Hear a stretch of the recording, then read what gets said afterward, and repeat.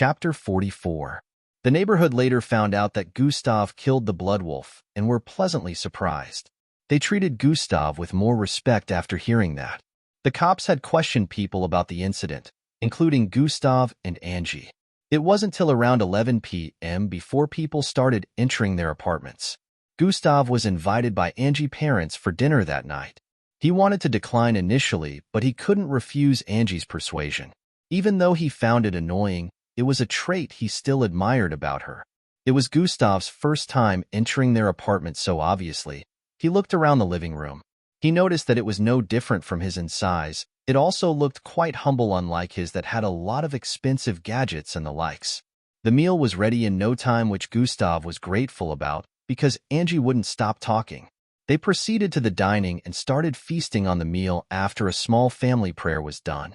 All this was still very new to Gustav. He never even knew that family prayer was said before a meal since he couldn't remember the last time he had one of those. Seeing everyone around him dig in, Angie, her mother, father, and brother, gave Gustav a kind of weird feeling, but not in a bad way. He also joined in. "Gustav, what about your parents? Why do you live alone?"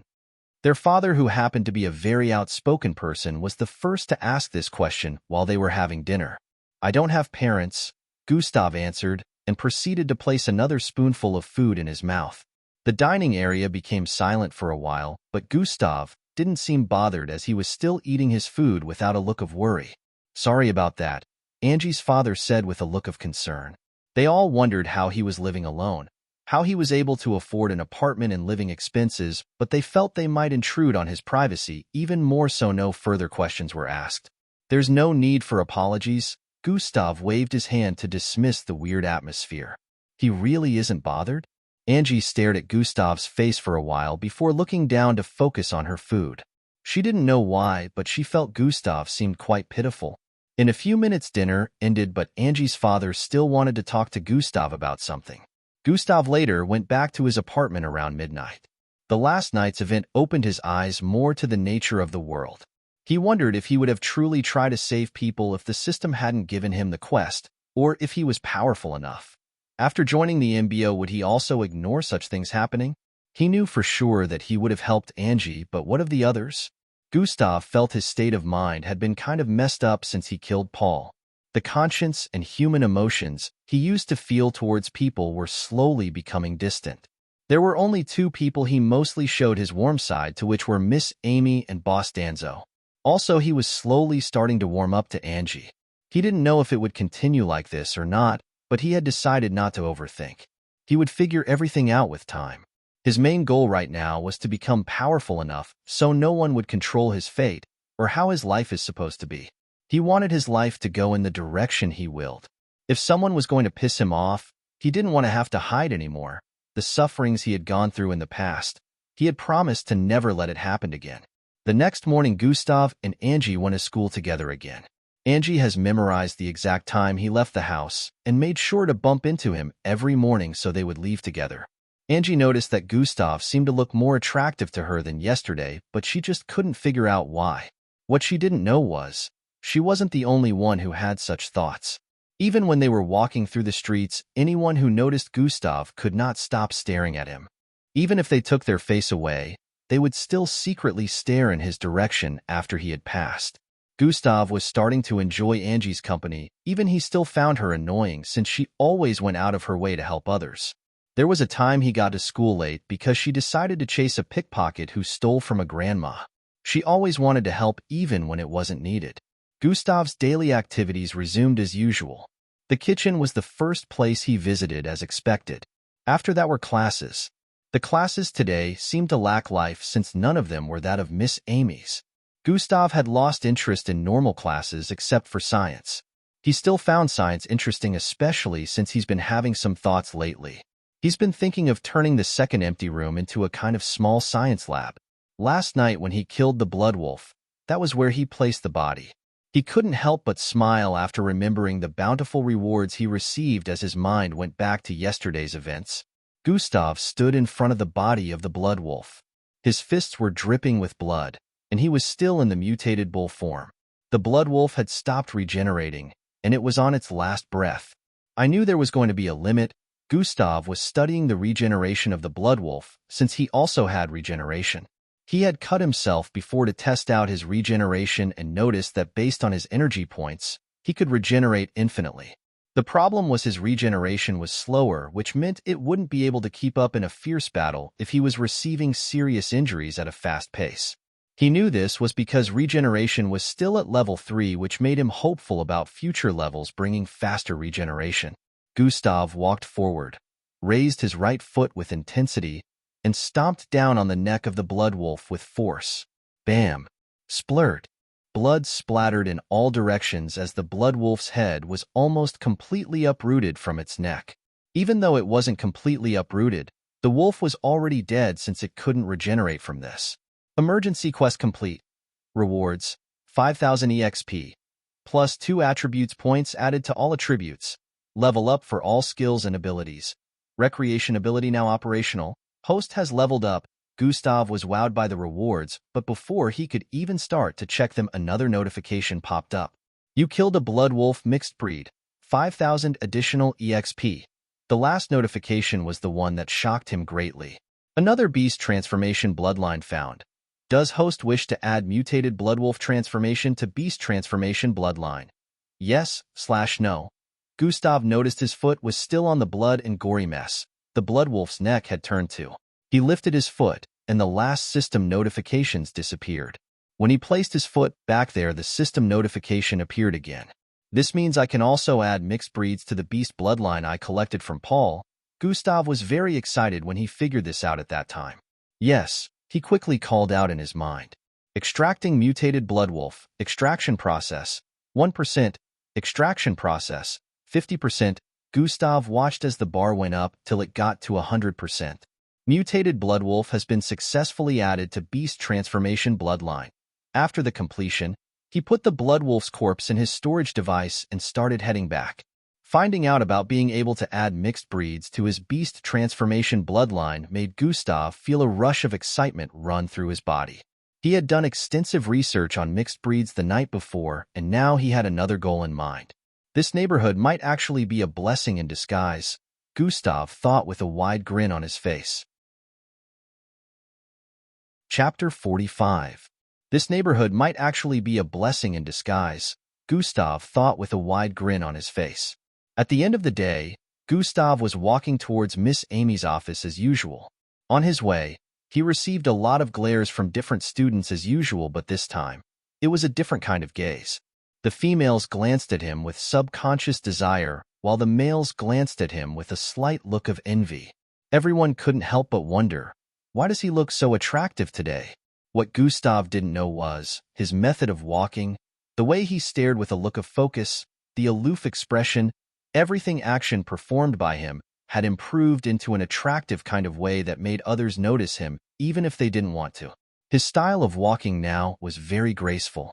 His dirty blonde hair had a certain glow to it. Its silkiness stood out. It was smoothly packed to the back with some strands falling in front of his face. Gustav's blonde hair was previously the falling type that almost reached his shoulder. He woke up this morning and decided to style it this way instead. Gustav passed by the side of a female in smooth black long hair. Her face was so beautiful that it could be mistaken for a doll. Her skin was pale white, and her face was the heart-shaped type with a pointed nose. Her looks were not short of perfect. She was about 54, and her body seemed to have matured completely at first glance due to the massive peaks in front of her chests. She turned to the side to stare at Gustav, who had just passed. She was dazed for a few seconds seeing his elegance, but she quickly came back to normal. What's wrong with me? I already turned him down in the past. She pursed her lips and turned around to face where she was headed. But did he not see me at all? He didn't even spare me a glance. She turned to the side to stare at Gustav, who kept walking forward without turning to stare at anyone. I refuse to believe that this trash will not stare at me even once. As she walked forward, she kept staring at the side, waiting for Gustav to turn around and stare at her, but to her disappointment, Gustav kept walking forward without doing that.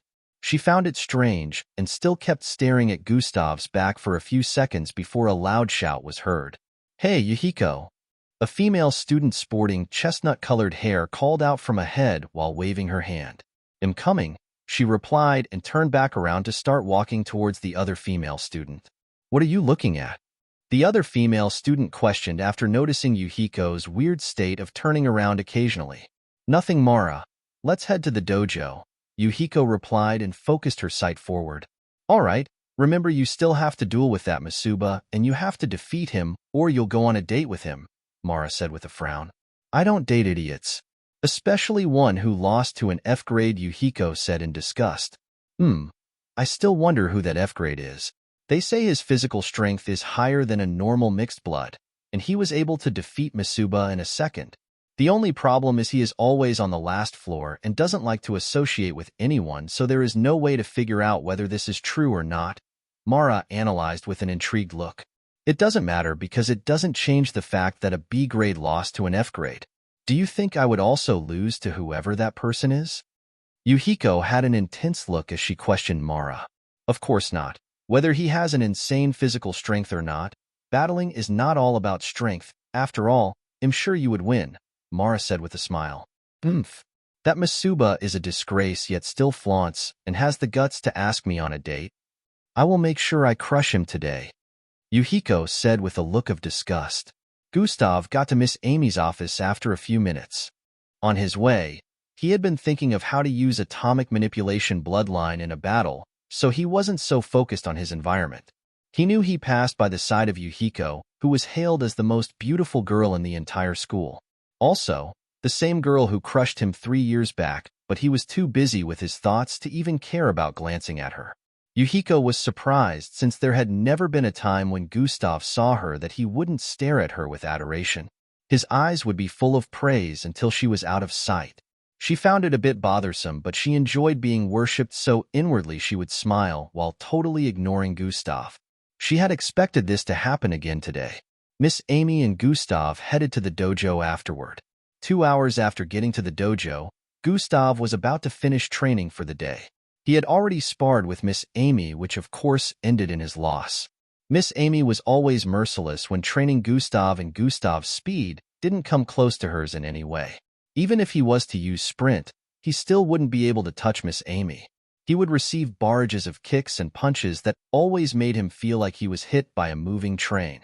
Miss Amy would say after defeating him, "I'm not even using up to 20% of my full strength, you weakling." Gustav was always amazed by her strength. The most absurd part was, Gustav had never seen Miss Amy use her bloodline abilities. Whenever they sparred, she would always dodge his attacks as if she could predict them. She only trained Gustav in combat, but she allowed him to make use of his abilities, which she still didn't understand till now. Gustav only sparred for 1 hour with Miss Amy, and he used the rest to train solo. He was currently attacking a robotic-looking machine. This was a similar battle android to the one Indrik battled against when the inspectors arrived close to 3 months back. He had been using disintegration ability repeatedly.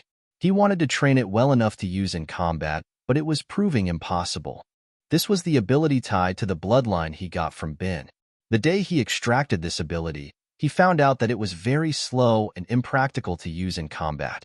It was a very good ability, but it's slow.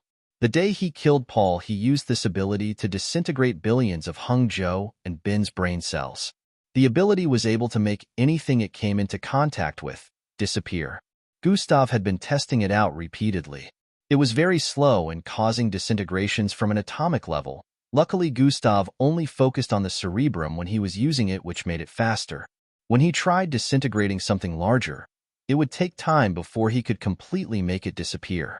Bam, bam, bam. Gustav's hand glowed a milky light that only he could see as his palm struck the 2-meter-tall android. It was barely visible, but whenever he struck a part of it, that part would reduce a bit. It would compress slightly, but it wasn't due to his strength. It was due to the disintegration ability.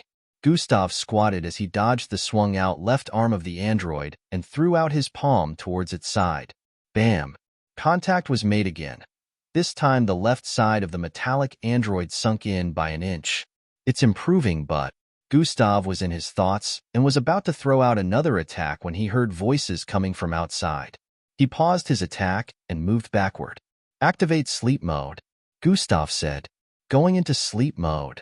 A robotic voice was heard as the android shut down. "Dash here? Yes, this is the dojo.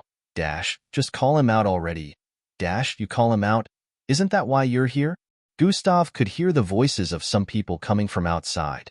Young masculine and feminine voices could be heard in some sort of argument. Looks like they finally grew some balls. Gustav turned around and started walking towards the door. Time to collect more compensations. A wide grin could be seen on Gustav's face as he got to the door of the dojo and slid it to the side. Chapter 46. Looks like they finally grew some balls. Gustav turned around and started walking towards the door. Time to collect more compensations. A wide grin could be seen on Gustav's face as he got to the door of the dojo and slid it to the side. Immediately Gustav slid open the wooden doors. What appeared in his line of sight were two boys and girls. They looked to be teenagers like him, and he could recognize two of their faces. Two of the boys were among the students that watched the fight between him and Aurora, along with Masuba. The other two girls were unknown to him. The four of them immediately stopped arguing after seeing Gustav appear. Is that him? The girl on the right sporting black and purple hair questioned one of the boys. Yes, he's the one. One of the boys who had a chubby look answered. What? He looks so tiny and weak. The second girl who sported brown hair spoke with a look of ridicule. The two boys' faces paled as they heard that. I thought it was going to be someone more intimidating. The girl with black and purple hair spoke again. He looks like a pretty boy. How could Masuba lose to this feathered-looking person? The other girl sporting brown hair spoke again. The both of them spoke like Gustav wasn't standing in front of them. The faces of the boys paled again upon hearing the conversation of the girls. They stared in Gustav's direction with a frightful look. Surprisingly, Gustav didn't even look bothered. He just stared at the girls like they were some clowns performing a circus act. He's right here, you know? The chubby boy couldn't bear it anymore and finally spoke since he was afraid of Gustav misunderstanding the situation. He didn't want Gustav to think he was also among those insulting him. What's this? You're scared of him? The female sporting brown hair questioned with a look of disgust. If you don't have anything tangible to say, I will return to my training. I have better things to spend my time on than wasting it on watching a circus act play out in front of me. You two should get your circus monkeys out or here, Gustav said to the two boys and turned around to enter the dojo once again. Hiss, did he just call us? How dare this? The female on brown got mad immediately and wanted to approach Gustav, but the other girl dragged her back. Remember the rules? The girl sporting purple and black hair questioned with a reminding tone. When the girl on brown heard that, she calmed down. One of the rules forbids fighting within the premises of the dojo. Fighting was only allowed through duels, and failure to comply would result in a permanent ban. Don't worry, Senior Yuhiko will take care of him for us. The girl sporting purple hair whispered in the ears of the other girl as she smiled. Gustav's ears caught what they said even though he was already about to close the door. Perception had increased his 5 senses, so he would hear even the tiniest of whispers so long as they were within the range of detection. Please wait. The boys were the first to call out to Gustav before he could close the doors. What is it? Gustav asked while turning his head to the side. Masuba would like to invite you to watch his duel with Yuhiko on the 2nd floor, the chubby boy answered. Yuhiko would also like to invite you to watch the duel. The girl sporting purple and black hair spoke. Is that why you all are here? Gustav asked. Yes, the group of 4 nodded. Not interested. Gustav turned around after answering. What? The 2 girls were surprised that Gustav would turn them down even after hearing the name of the person who was inviting him. No one in the dojo could claim they hadn't heard of the most beautiful and powerful girl in the dojo. The boys weren't surprised as they were already used to this cold attitude since Gustav had turned down their friendship several times. Please, Senior Gustav, Masuba is willing to do anything for you to attend. The other boy wearing a pair of glasses spoke. Oh, Gustav looked interested after hearing that. Is that so? He came out of the dojo again as he questioned. The boys nodded in affirmation. That's good, but before I can decide to come with you, these rude girls must apologize, Gustav demanded. What? I'm not apologizing to this. Before the girl with brown hair could even complete her statement, Gustav interrupted her. All right, we're done here. Gustav turned around once again to head in. Ah, please wait. The boys called out to him, but he didn't answer. He went in and slammed the door shut. It was after he went in that the brown-head girl realized her blunder. You know Senior Yuhiko will take it out on you when she hears the reason for us failing to bring him with us, the girl on purple and black hair said with a sigh. Even the boys were sulking because they knew Masuba was likely to punish them if they failed. The girl on brown had a look of fright before speaking. Let's call him out so we can apologize. I don't think we have any other choice right now. They started knocking on the doors after that. After a few seconds, Gustav came to answer them again. This time a look of annoyance could be seen on his face as he demanded for the girls to apologize on their knees this time. How could you? The girl sporting brown hair was about to speak again when Gustav interrupted. I'm going back, and then he turned around to leave once again, but this time the girl sporting purple hair quickly reacted by kneeling and dragging the one with brown hair down with her as they begged for forgiveness, even though looks of unwillingness were written all over their faces. Gustav was smiling inwardly after seeing this, but his outward expression was still the same. Let's go then. On the second to the last floor, a small stage that was similar to the one Gustav and Aurora had their first duel was placed in the northwest corner of this floor. A group of young boys and girls could be seen gathered around this stage. There were about 20 of them, and they seemed to be waiting for something, or in this case someone. Two of these people were Masuba and Yukiho. Masuba was on the left side of the stage while Yuhiko was on the right. The same inspectors that played as referees for Gustav's and Aurora's fight were also present, and they were all waiting for the same person before the duel commenced. Yukiho had a look of annoyance on her face. What's taking so long? I can't stand this idiot staring at me in this kind of way. I want to stomp on his face as quickly as I can, she thought in her mind as she stared at Masuba, who was also exchanging glances with her. Masuba was staring at Yuhiko with a longing gaze. He stared at her like she was a holy being, a deity that wasn't supposed to exist on the earth, and truly Yuhiko looked the part. She was unrealistically beautiful. Just look at this idiot. He practically has drool leaking out the side of his mouth. No different from how that guy used to look at me. Humph. An image came to her head, but she looked quite disturbed as another image interloped with the one she first pictured. Just what was? She didn't get to complete her thought when loud voices were heard in the vicinity. Dash, he's here. Dash, is that him? Dash, wow. He looks quite weak. Dash, how could Masuba have lost to him? Dash, but he also looks pretty. Everyone turned around to stare at the group of 5 who had just arrived. The person in the middle was who they were referring to. Yuhiko stared at the group approaching with a look of shock visible on her face. How could he be the one? Chapter 47. Yuhiko stared at the group approaching with a look of shock visible on her face. How could he be the one? Yuhiko stared at the blonde boy in the middle approaching with an unbothered expression. Another surprising issue for her was Gustav was staring in her direction, but there was no look of adoration and worship visible like before whenever he saw her. In fact, there was no expression. She couldn't read his thoughts through his expression.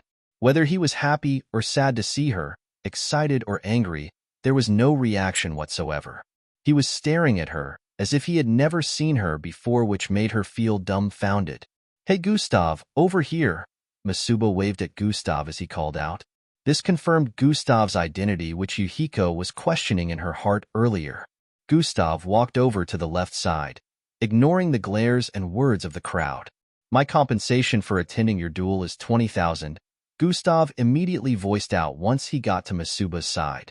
Masuba had a wry smile on his face as he heard that. All right, he nodded after answering. And for every 2 minutes I spend here, the amount increases by 5,000, Gustav added. Masuba's eyes nearly budged out of their sockets, but after a second he nodded in defeat. I hope you take your time when battling her, although I doubt that will happen, Gustav said internally. Is that the person you lost to, Masuba? A female who was standing beside Yuhiko questioned with a look of disgust. Yes, this is Gustav. Masuba acted as a bridge to introduce Gustav to both Yuhiko and the girl beside her. He had no idea that they already knew Gustav. Ha ha ha ha. This is truly funny. You lost to trash and you believe you can win Yuhiko? You must be dreaming. The female besides Yuhiko, who was sporting chestnut-colored hair, stared at Gustav like he was a fraud. Gustav returned the stare with a look of unconcern. He's just a useless bum who only knows how to take bloodline enhancement drugs. How is he even here in the first place? She voiced out again. The question she asked was also what Yuhiko was wondering. How is he here? How is he able to gain access to the last floor? Masuba was dumbfounded by the statement the girl made. He turned to stare at Gustav before looking back at the girls. Bloodline enhancement drugs? That makes sense. There's no other way I can see an F grade defeating a B grade. So Masuba was just defeated unfairly? The students within the vicinity spoke amongst themselves after hearing that. Masuba had already realized that they must have known each other before this. With the place getting chaotic, one of the supervisors finally spoke. Gustav won the duel with Masuba fair and square. Do not discredit a genuine person's win, Supervisor Bola disclosed. He was a supervisor, so he would know this much. If a person was to use enhancement drugs, he would be able to tell at first glance. His disclosure made the place quiet down. There was no way anyone would believe the girl over Supervisor Bola. Some of them even started giving her weird looks, wondering what she was aiming at. If he is trash, then everyone must be trash too, since I'm pretty sure he would defeat everyone here. Masuba laughed as he spoke, causing everyone to turn speechless again. They thought about what he said and realized that most of them here couldn't even defeat Masuba. The strongest spectator here would only tie with him, so his words kind of make sense, but they still had unwillingness in their hearts. The chestnut-haired girl gritted her teeth in annoyance. Yuhiko, remember our plan. Now that we know who the F grade is, the plan must be executed with twice the intensity, she whispered in the ears of Yuhiko. You don't have to tell me, Kira. That look on his face irks me to no end, Yuhiko said while staring at Gustav, who didn't even try to defend himself when the others were speaking. Gustav, do you think I will win? Masuba asked with a smile. He seemed to have taken Gustav as his friend already with the way he was speaking. No, you will lose, Gustav answered bluntly. Masuba felt like he was shot in the head after hearing that, but he didn't back down. Let the participants of the duel climb onto the stage now, Supervisor Samsuna spoke while making gestures at the stage. Yuhiko and Masuba climbed onto the stage after hearing that. Masuba smiled as he stood in front of Yuhiko. To think you can defeat me when you got beat up by trash, just like Kira said, you must be deluded, Yuhiko stated with a dark look. You're still calling him that. I hope you don't end up as I did. Masuba shook his head in pity as he spoke. Supervisor Samsuna questioned if both sides were ready, which they reacted to by nodding. Let the duel begin, he added. Hiya. Masuba was dashed towards Yuhiko immediately after the go-ahead was given. Black scales suddenly started appearing all over his body as he dashed forward with speed, while Yuhiko reacted by removing a strand of hair from her head and stretched it forward. Swayai. Masuba swung out his palm at this time towards Yuhiko. The strand of hair Yuhiko stretched out suddenly turned into a baseball bat, which she swung towards the incoming hand. Bam! The bat slammed fiercely into Masuba's right arm, but was smashed to pieces upon making contact. Masuba smiled as his arm kept moving forward towards Yuhiko. Zuihii. Yuhiko crouched her body downwards, dodging the arm as she pushed out her right hand, slamming it onto Masuba's right side. Bam! Contact was made, but there was no impact. This was due to Masuba's bloodline that gave him protective scales, which also made him faster and stronger. In his battle with Gustav before, he didn't even have the chance to activate it before he was knocked out. Masuba smiled. You will have to do better than that to hurt me, he said while swinging his right leg upward to meet with Yuhiko's arm. Bam! His right leg kicked her arm away. He was about to follow up with another attack when he suddenly felt heavy. Dumb. He fell to the ground on his knees with a shocked reaction. Gasp. Did his clothes just get turned into a metal weight jacket? Someone voiced out from the crowd. That was when Masuba noticed his upper clothes were now black and metallic in kind of jacket form. Yuhiko had used her ability to change his clothes to this upon making contact earlier. It weighed more than he could handle, which affected his mobility. He wanted to pull it off of himself, but before he could do so, he noticed a metal bat swinging towards his face while he was still in his kneeling position. Bam! The metal bat crashed directly into the left side of his face, smashing his nose and several of his teeth in the process. Masuba fell to the ground while spitting out broken pieces of teeth. Yuhiko was the one holding onto the bat. Masuba's left face was brutally bruised. His eye had swollen up and was looking black like that of a panda, but he wasn't ready to give up yet. Form 2, he called out in his mind as the scales on his body suddenly increased in number, each one becoming smaller than before. He grabbed onto the metal jacket, ripped them apart, and threw them to the side before jumping up with intensity. You should have just stayed down. Immediately, he jumped up. A soft feminine voice drifted into his ears. Yuhiko was holding onto a pebble which she was lifting upwards. Masuba had decided he wouldn't give her the chance to do whatever she was planning and dashed out, but immediately he did. She threw the pebble towards him. Swai, what sort of dumb joke is this? Masuba smirked as he dashed forward while watching the pebble travel towards him in midair. All of a sudden his smile started to warp. First from a smile to a look of confusion, to awe and then fear, because right before his very eyes the pebble was increasing in size as it traveled towards him. Masuba wanted to move to the side to dodge, but it was already too late as the pebble had already transformed into a huge boulder that covered his entire line of sight. Bam! The boulder slammed into Masuba and kept moving forward without reducing speed till it knocked him off the stage. Yuhiko wins this duel, Supervisor Samsuna shouted out. Supervisor Bola had already dashed towards the boulder and slammed his palm into it, causing it to break to pieces. Masuba had passed out already on the ground. His scales retracted into his body, which was covered with blood. The crowd stared at Yuhiko with adoration and cheers rang out. They had already expected this, even though Masuba was also a B-grade like her. Yuhiko's bloodline was a unique creation type that gave her the ability to transform matter into whatever she wished. So even the air could be morphed into what she wanted if the right requirements were met. Supervisor Bola had placed a healing pill in Masuba's mouth, and he started healing up at a visible rate. Yuhiko did not leave the stage after winning. She stood there staring at a person in front. Everyone followed her line of sight and noticed she was staring in Gustav's direction. Gustav, I challenge you to a duel, she voiced out while giving Gustav an intense glare. Chapter 48. Yuhiko did not leave the stage after winning. She stood there staring at a person in front. Everyone followed her line of sight and noticed she was staring in Gustav's direction. Gustav, I challenge you to a duel, she voiced out while giving Gustav an intense glare. Oh, finally she's making her move. Gustav stared at Yuhiko with an aloof expression, while internally he was smiling. Chatter, chatter, chatter. The surroundings became noisy as everyone heard that. They had not expected Yuhiko to suddenly challenge Gustav, but this was a battle they wanted to see. Every one of them on the second to the last floor had heard about how Gustav easily defeated Masuba. They didn't have access to the third floor, so none of them even had the chance to see Gustav, talkless of seeing him battle. They wanted to see with their own eyes if the claims of him being strong was authentic. Most of them, after seeing Yuhiko's battle with Masuba, believed that Gustav wouldn't be able to win, while some of them didn't jump to conclusions yet after comparing the time it took both battles to finish.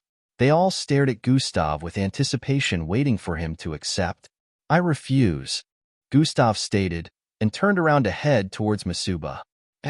The sudden refusal shocked everyone. Dash, he refused the duel? Dash, I guess he's too scared after Masuba got defeated. Dash, I would be scared too if I had to go against Yuhiko. Dash, what a coward. Why is he called the strongest then?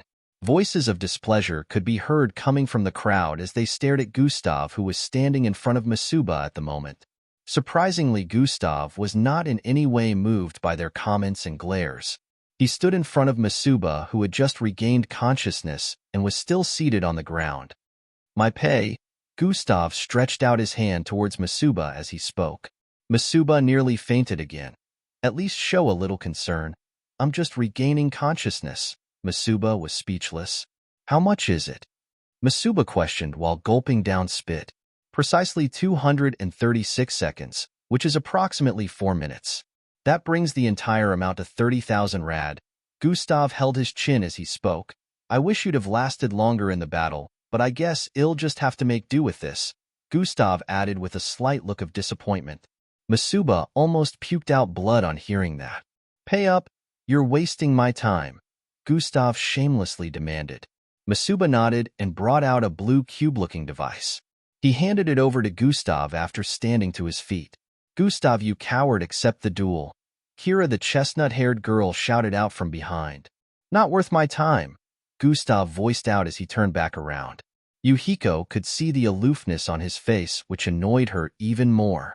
"Duel with me, you trash. Are you scared of losing?" Yuhiko finally snapped and shouted out. "Why is she barking?" Gustav said with a casual tone. "Unfortunately, I don't have time to play fetch." His manner of talking was so smooth that his statement didn't even sound like an insult, which made Yuhiko's face twist even more. When did he become like this? Yuhiko couldn't understand, and she kept staring at Gustav like she was seeing another person entirely. You. She gritted her teeth in anger as she pointed at Gustav. Gustav walked past the stage, ignoring her actions. It would seem he was heading back upstairs. "What would it take for you to duel with me?"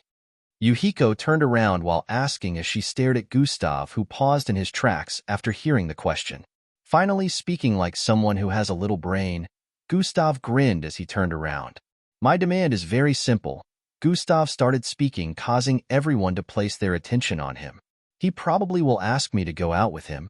I just have to make Sue." Before she could complete her thought process, she heard Gustav speak again. "Money," Gustav answered bluntly. Silence. The whole place became silent again after hearing Gustav's reply. Yuhiko felt her intelligence was being toyed with. Is he being serious right now? Everyone had a thought similar to this running through their minds. "How about we make a bet?" Gustav added with a charming smile. 5 minutes later, Gustav was standing on the stage. In front of him was Yuhiko. They were positioned about 20 feet away from one another. Yuhiko glared at Gustav intensely while Gustav returned her glare with a calm stare. Supervisor Bola asked if both of them were ready, which they reacted to by nodding. "Let the duel begin," Supervisor Bola said with an authoritative tone. Everyone had their eyes intensely focused on the stage. "I won't waste time in crushing you." Yuhiko, who seemed to still be greatly mad at Gustav, had a pebble in her hand from before the duel even started. Immediately the go-ahead was given, she threw out the pebble with speed towards Gustav. Shwai. Unlike her duel with Masuba, she threw the pebble not only with more force but also increased the size of the transformation. It had only been a second since the battle began, yet a large boulder had already covered almost half of the entire stage. The boulder was as wide as the stage, and the speed didn't slow down as it traveled towards Gustav, leaving him with no place to run to. Everyone's mouth was opened wide as they witnessed this shocking scene. This kind of attack would cost a lot of energy and stamina. They stared at Yuhiko like she was a monster, but Gustav's action shocked them. He suddenly dashed towards the incoming boulder. Normally it would be impossible to dodge it, but dashing straight into it was also no different from suicide. To their surprise, Gustav suddenly accelerated to an insane speed that they couldn't follow. "Although this is still in its test phase and will probably drain a lot of energy, I will try it out," Gustav said internally as he dashed out. He had activated sprint after dashing out, and was about to make contact with the huge boulder, which was moving towards him in a kind of slow motion. His right hand glowed a milky light as he called out in his mind. "Atomic disintegration, activate chop." Chop has been activated. Gustav raised his palm, causing the milky glow to coat his entire right palm before slicing down towards the large boulder in front of him. A white line of energy surged out of Gustav's palm, traveling forward along with his descending palm. Before Gustav's palm collided with the boulder, the white line was already cutting through the boulder, still descending along with Gustav's palm. Screeve.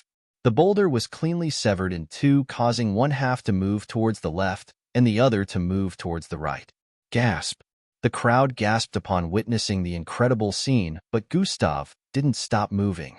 He deactivated sprint immediately after dividing the boulder in two, since he knew his energy would be completely spent if it remained activated.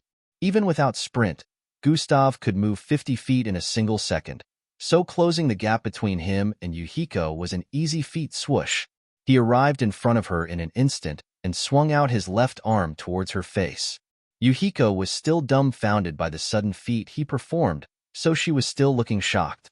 She could follow Gustav's normal speed with her eyes, but before she could react physically, his palm was already in front of her face. Pa. A crisp slap reverberated across the place.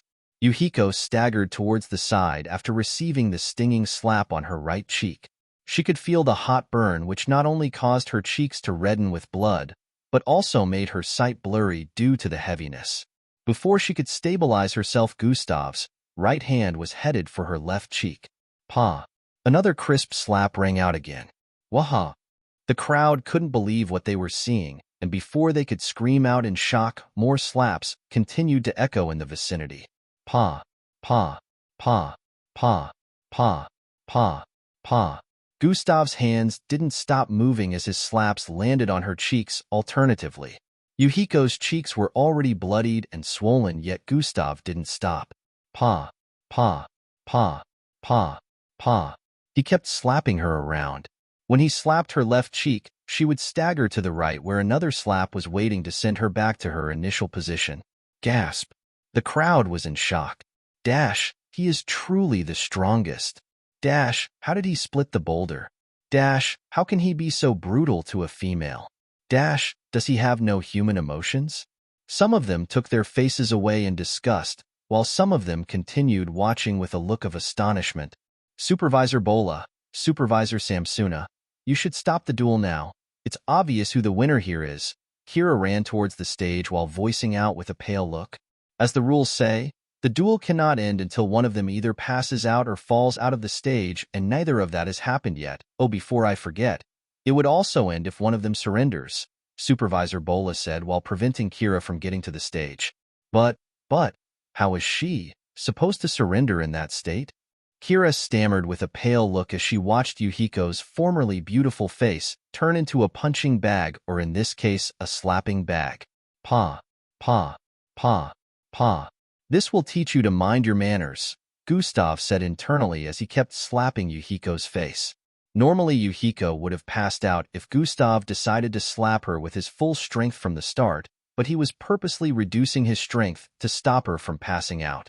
The slaps were painful, but due to Mixed Blood's tenacity, Gustav had calculated the right amount of force needed to make sure she receives numerous amount of slaps without passing out. The way he speedily stacked her face with slaps didn't give her the chance to surrender, so she could only get tossed around while screaming in pain. He was after causing her more pain and humiliation than just having her take an easy way out by passing out in one hit. Pa! Pa! Pa! The supervisors were also starting to get sickened by the way Yuhiko was receiving the slaps, but if they tried stopping the duel, they would be contradicting their rules. Luckily for them, Gustav didn't make it any harder than he was supposed to. He stopped after landing another hot slap on her face that sent her crashing out of the stage. Gustav wins the duel. Supervisor Bola swallowed saliva as he spoke. Chapter 49. Gustav wins the duel. Supervisor Bola swallowed saliva as he spoke. Even after the announcement had been made, everyone still stood in place with widened eyes as they stared at the Yuhiko on the ground. Her face was swollen than that of a pig. Her eyes and lips could be mistaken for black and red buns. Her cheeks were bloodied with parts of her facial skin torn off. Her look right now bore no semblance to that of her former. The beautiful face she always took pride in had been turned into this. It was a disturbing sight to a lot of them there. They stared at Gustav, who was responsible for doing the deed. He was climbing down the stage casually after cleaning the blood on his palms. Supervisor Samsuna arrived before Yuhiko and squatted while lifting her head slightly. This young man is truly a brutal type. He showed no mercy. Supervisor Samsuna parted Yuhiko's swollen to place the pill in her mouth. A few seconds later, her face started to heal up. Her eyelids trembled slightly, proving that she was about to regain consciousness. Supervisor Samsuna turned to stare at Gustav, who was walking towards the crowd. Well, this might have been extreme but needed. I'm sure these young kids will learn humility from what they have witnessed today, Supervisor Samsuna said internally. Time to pay up, Gustav said as he got to the front of the crowd on the left. Chatter. Just transfer the money to this storage device, Gustav said and handed it over to a boy in front. Gustav started moving from person to person, performing the same actions. Dash, I still can't believe Yuhiko failed, one of them said with a look of indignation. Dash, now we have to pay 20,000 rat each after losing the bet, "This sucks." They voiced out in disappointment, but they had no choice other than to pay the money. The bet was with everyone who supported Yuhiko. They would pay that amount if she lost, but if she had won, Gustav was supposed to do whatever she willed for an entire month. Yuhiko wanted to show that she had more supporters, so she asked everyone to place their money on her winning, and she would compensate them after the duel. These teenagers could have remained neutral and decided not to support anyone, but because they wanted to please Yuhiko, they agreed to her demand. Only Misuba and the two boys that came to meet Gustav on the last floor didn't bet since they knew he was going to win. Misuba was secretly praying for Gustav to deal with her for crushing him. He didn't expect that Gustav wouldn't just defeat her, but also give her the humiliation of a lifetime. All of a sudden a loud cry was heard. "You bastard, how could you do that to Yuhiko?" Kira screamed out as she ran towards Gustav, who was busy collecting his winnings. They were only a few feet from one another, so she was able to arrive before Gustav in a second. A red line of light appeared in her hand, which she stabbed towards Gustav's chest. "Well, birds of the same feathers always flock together. Since the both of you are so similar, I guess you should receive the same punishment," Gustav said internally as he swerved to the left to dodge the attack while raising his right hand and bringing it down with force. Kira watched as the palm descended upon her face, unable to react to the speed on time. Grab. Just before Gustav's palm could collide with her face, it was grabbed by Supervisor Samsuna. Kira, who had nearly tripped due to Gustav dodging, paused in her tracks. "Fights are not tolerated. A duel must be scheduled before the both of you can go at each other," Supervisor Samsuna said. "I couldn't even sense his approach with my perception," Gustav analyzed as he withdrew his hand. "I was only trying to defend myself," Gustav stated with a straight look. "There's no need for explanation," Supervisor Samsuna replied. "For attacking a person out of the blue, Kira will have to pay twice the amount of the said bet," he added. Gasp. "That's 40,000 rad. My entire allowance for a year," Kira stuttered as she spoke. "There's no way I will be able to collect any money from father till the year runs out. Either you pay the fee or leave this premises at once. Such attitude will not be tolerated," Supervisor Samsuna said once again. Kira had a crestfallen look on her face when she saw Gustav stand in front of her again. "Pay up." He stretched out his hand while speaking. In a few minutes, Gustav had collected money from everyone except Yuhiko. Yuhiko had regained consciousness some minutes ago. She had healed up and her face had gone back to looking beautiful, but the humiliation she felt now made her feel like covering up her face for life, so no one would be able to recognize her. "My payment." Gustav arrived in front of her and stretched out his hand. Yuhiko's face twisted with a crazy look. "Grhh. I will have my. I don't care about that. Pay up." Gustav didn't let her complete her sentence. Yuhiko gritted her teeth and reached for her storage device with a look of unwillingness. About 30 minutes later, Gustav was on Miss Amy's hoverbike. Miss Amy was driving him home today. "You did good today," Miss Amy said as they streaked through the road. "Hee hee, Miss Amy missed out on all the fun." Gustav laughed lightly while holding on to Miss Amy's waist from behind. "I really would have liked to witness it myself," Miss Amy replied. "Don't worry, Miss Amy. Next time I'll inform you," Gustav said with a smile. "Next time? Oh, there's going to be a next time?" Miss Amy asked with a bewildered expression. "The world is still full of idiots after all," Gustav answered with a look of anticipation. Just be careful and don't get too conceited," Miss Amy advised. "H&M, I want," Gustav nodded in reply. In a few minutes, they arrived in front of the building where Gustav's apartment was located.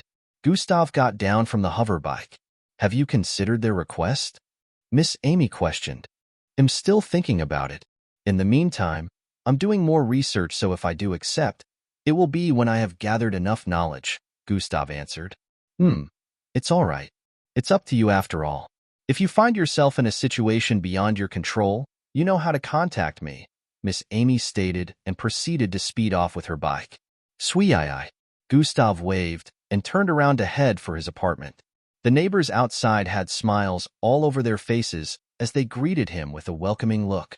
Gustav got to his apartment and settled down on his reading chair. The first thing he did was to bring out his storage device. Tap. After tapping twice on it, 3 small projections were displayed. Gustav tapped on the third one. Zing. Rows and stacks of paper bills appeared in front of him. Gustav smiled as he stared at the money. A total of 480,000 rad. He muttered with a delighted tone. He reckoned that the total amount of money with him, right now, should be around 630,000 rad. He was now halfway to becoming a millionaire. This would have been impossible if he wasn't dealing with rich kids. A lot of workers couldn't boast of having 500,000 after working for several years, yet he had gotten that in a little over 2 months. Gustav's goal was to accumulate at least 1,000,000 before the MBO entrance test took place. He called for the system interface to open up. Host attributes, he called out in his mind. Host attributes, name, Gustav level, 5 class, EXP, 6250/25,000 HP, 320/320 energy, 120/150 attributes, strength, 33 perception, 31 mental fortitude, 30 agility, 30 speed, 30 bravery, 30 intelligence, 32 charm, 31 attributes point, 14. Gustav stared at it for a while. He had already distributed today's point earlier, and his charm points had also caught up with the others. Things were progressing as planned, but he was still left wondering about the class information up there. Also, he noticed that there was no longer Oslov behind his name. What is this about? Gustav wondered. He recalled something at this moment. The system said something about the recreation ability being operational. He remembered that this was one of the rewards he received after killing the Bloodwolf. He had been wanting to know about the recreation ability for the past 2 months now, but unlike the rest, no information popped up beneath it even if he stared at it for a very long time. He had even tried activating it the same way he activated skills like dash or sprint, but the result was the same. Now he understood that it wasn't operational all this time. Skills and abilities, Gustav called out internally. Skills and abilities, dash, level 4, sprint, level 3, regeneration, level 3, morph, level 3, joint movement, level 3, toxin immunity, level 3, recreation, level 3, bloodline acquisition, level 3, chop, level 6, palm strike, level 4, frying, level 8 inch. I can't believe it has been leveling up all this time without even being operational, Gustav said while checking out his skills and abilities. Since he had tried to use it several times to no avail, he ignored it so he didn't notice that it had been leveling up like the rest. Gustav focused his eyes on the skills, waiting for information to pop up beneath them so he could check out the information on recreation. In 3 seconds, information appeared under every skill and ability explaining their usage. Gustav had seen the rest before, so his eyes traveled down the list to where recreation was positioned. What? Gustav's eyes widened in shock as he read the information beneath recreation internally. Chapter 50. Gustav focused his eyes on the skills, waiting for information to pop up beneath them so he could check out the information on recreation. In 3 seconds, information appeared under every skill and ability explaining their usage. Gustav had seen the rest before, so his eyes traveled down the list to where recreation was positioned. What? Gustav's eyes widened in shock as he read the information beneath recreation internally. Skills and abilities, dash, level 4, ability to increase current speed by 25 for 20 seconds, sprint, level 3, multiplies current speed by 2. Regeneration, level 3, recover from injuries 20 times faster than normal, morph, level 3, bloodline ability, change hair color, skin tone and shift facial muscles, joint movement, level 3, bloodline ability, move joints in reverse, toxin immunity, level 3, protection against slightly lethal toxins, recreation, level 3, ability to combine bloodlines to create a fused bloodline that will generate a new ability entirely.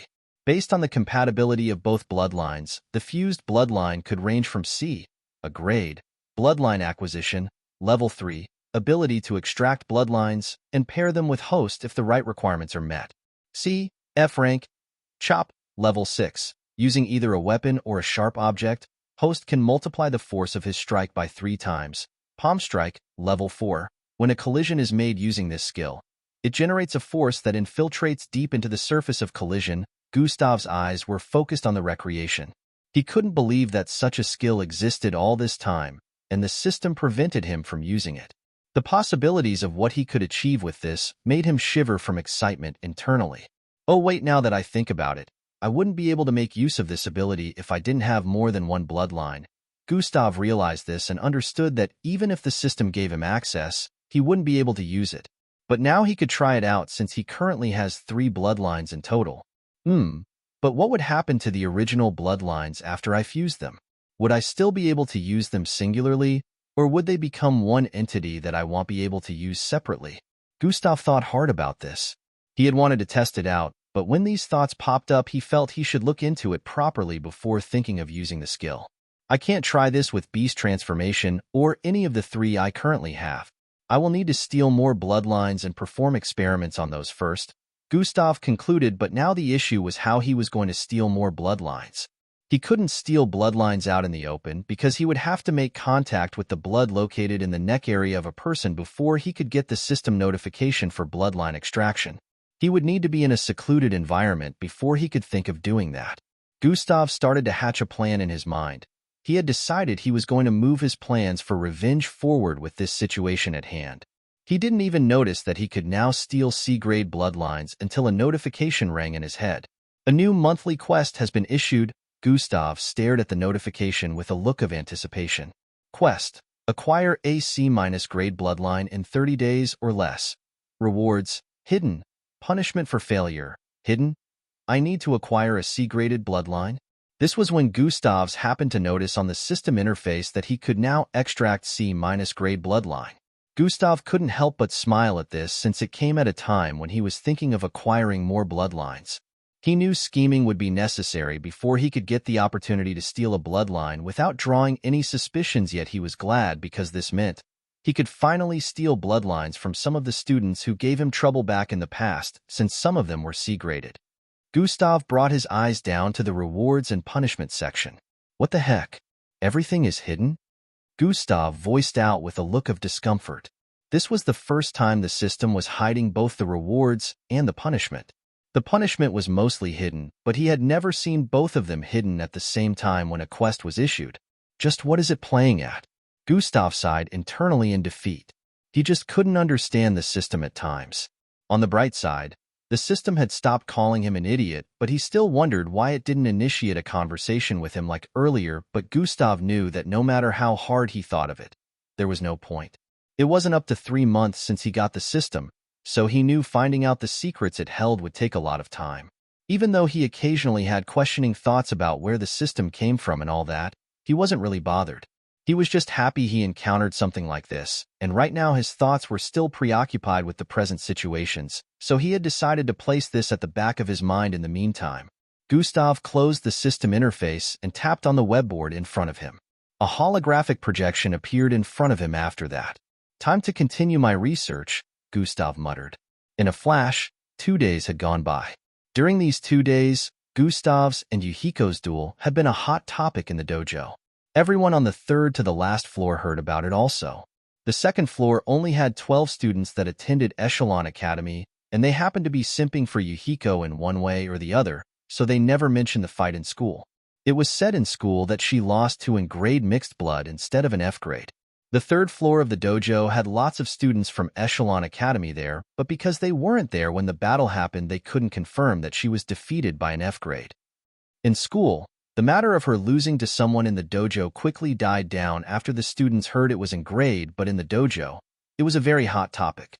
They heard in school that the person's name was Gustav, but no one linked it to Gustav himself because they felt it wouldn't be possible. No one expected that Gustav, who was known as Trash, was the same person who had defeated her. Yuhiko didn't appear in the dojo since that day. She couldn't bear the humiliation. She was able to save her social life in the school, but in the dojo, it had been totally wrecked.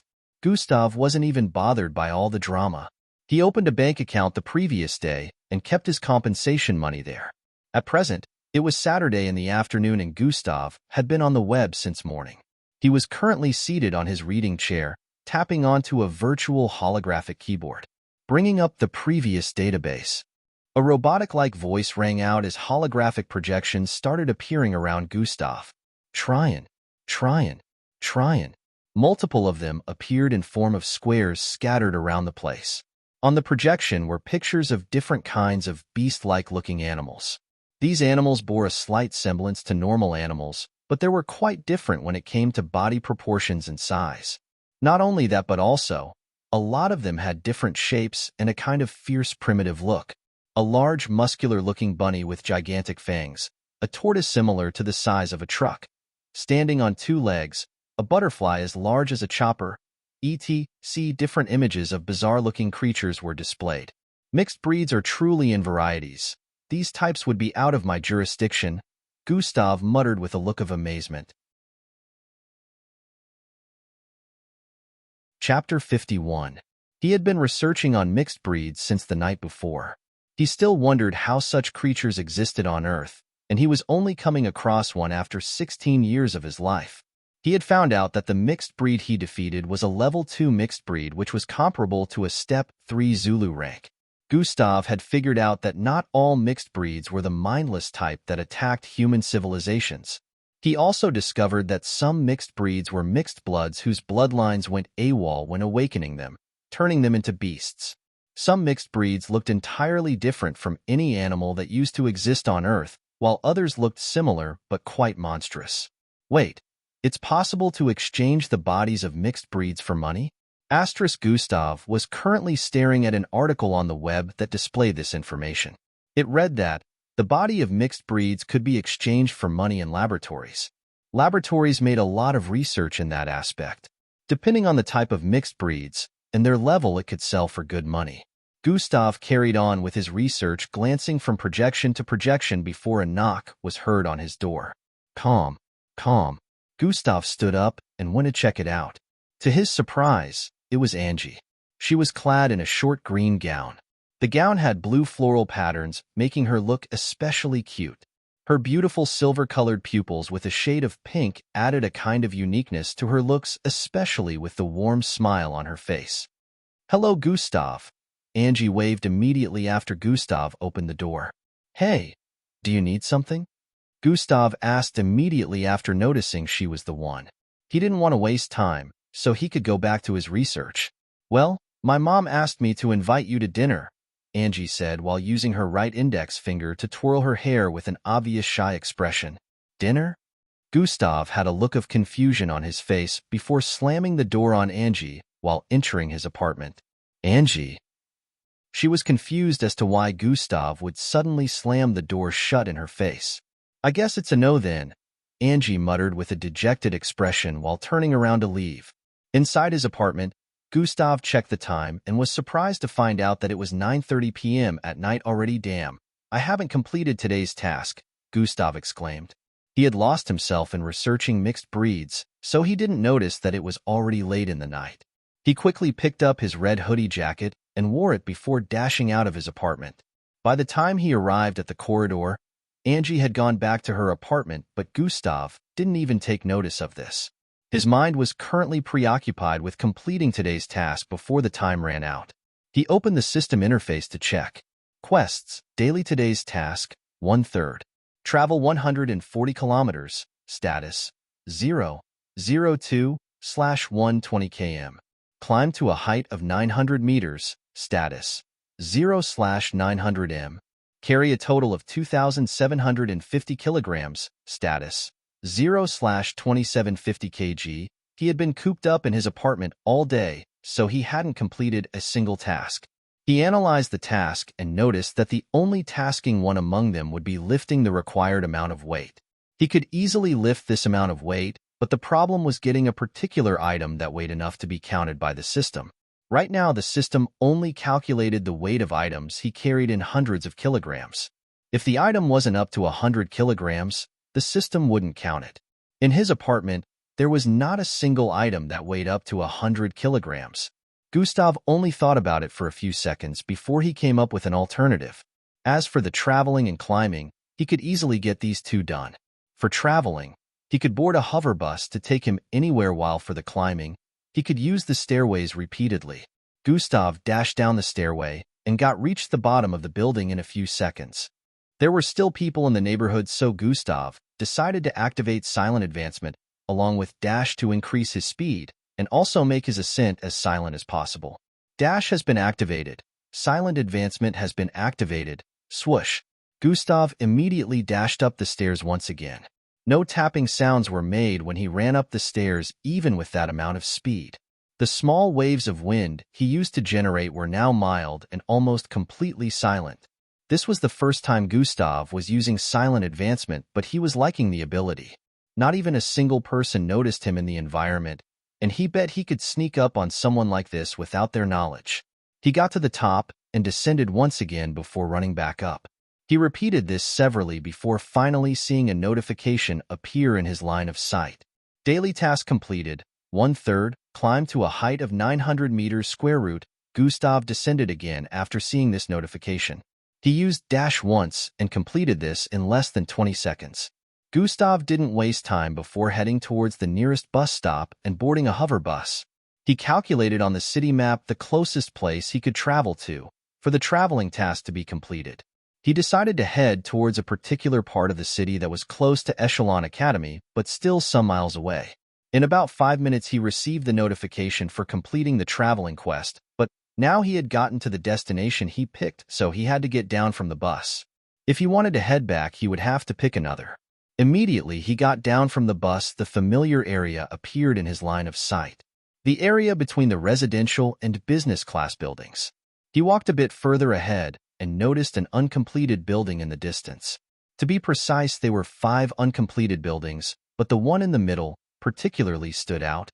Bolin construction site, 7. Gustav said inwardly as memories of that day began flooding into his mind again.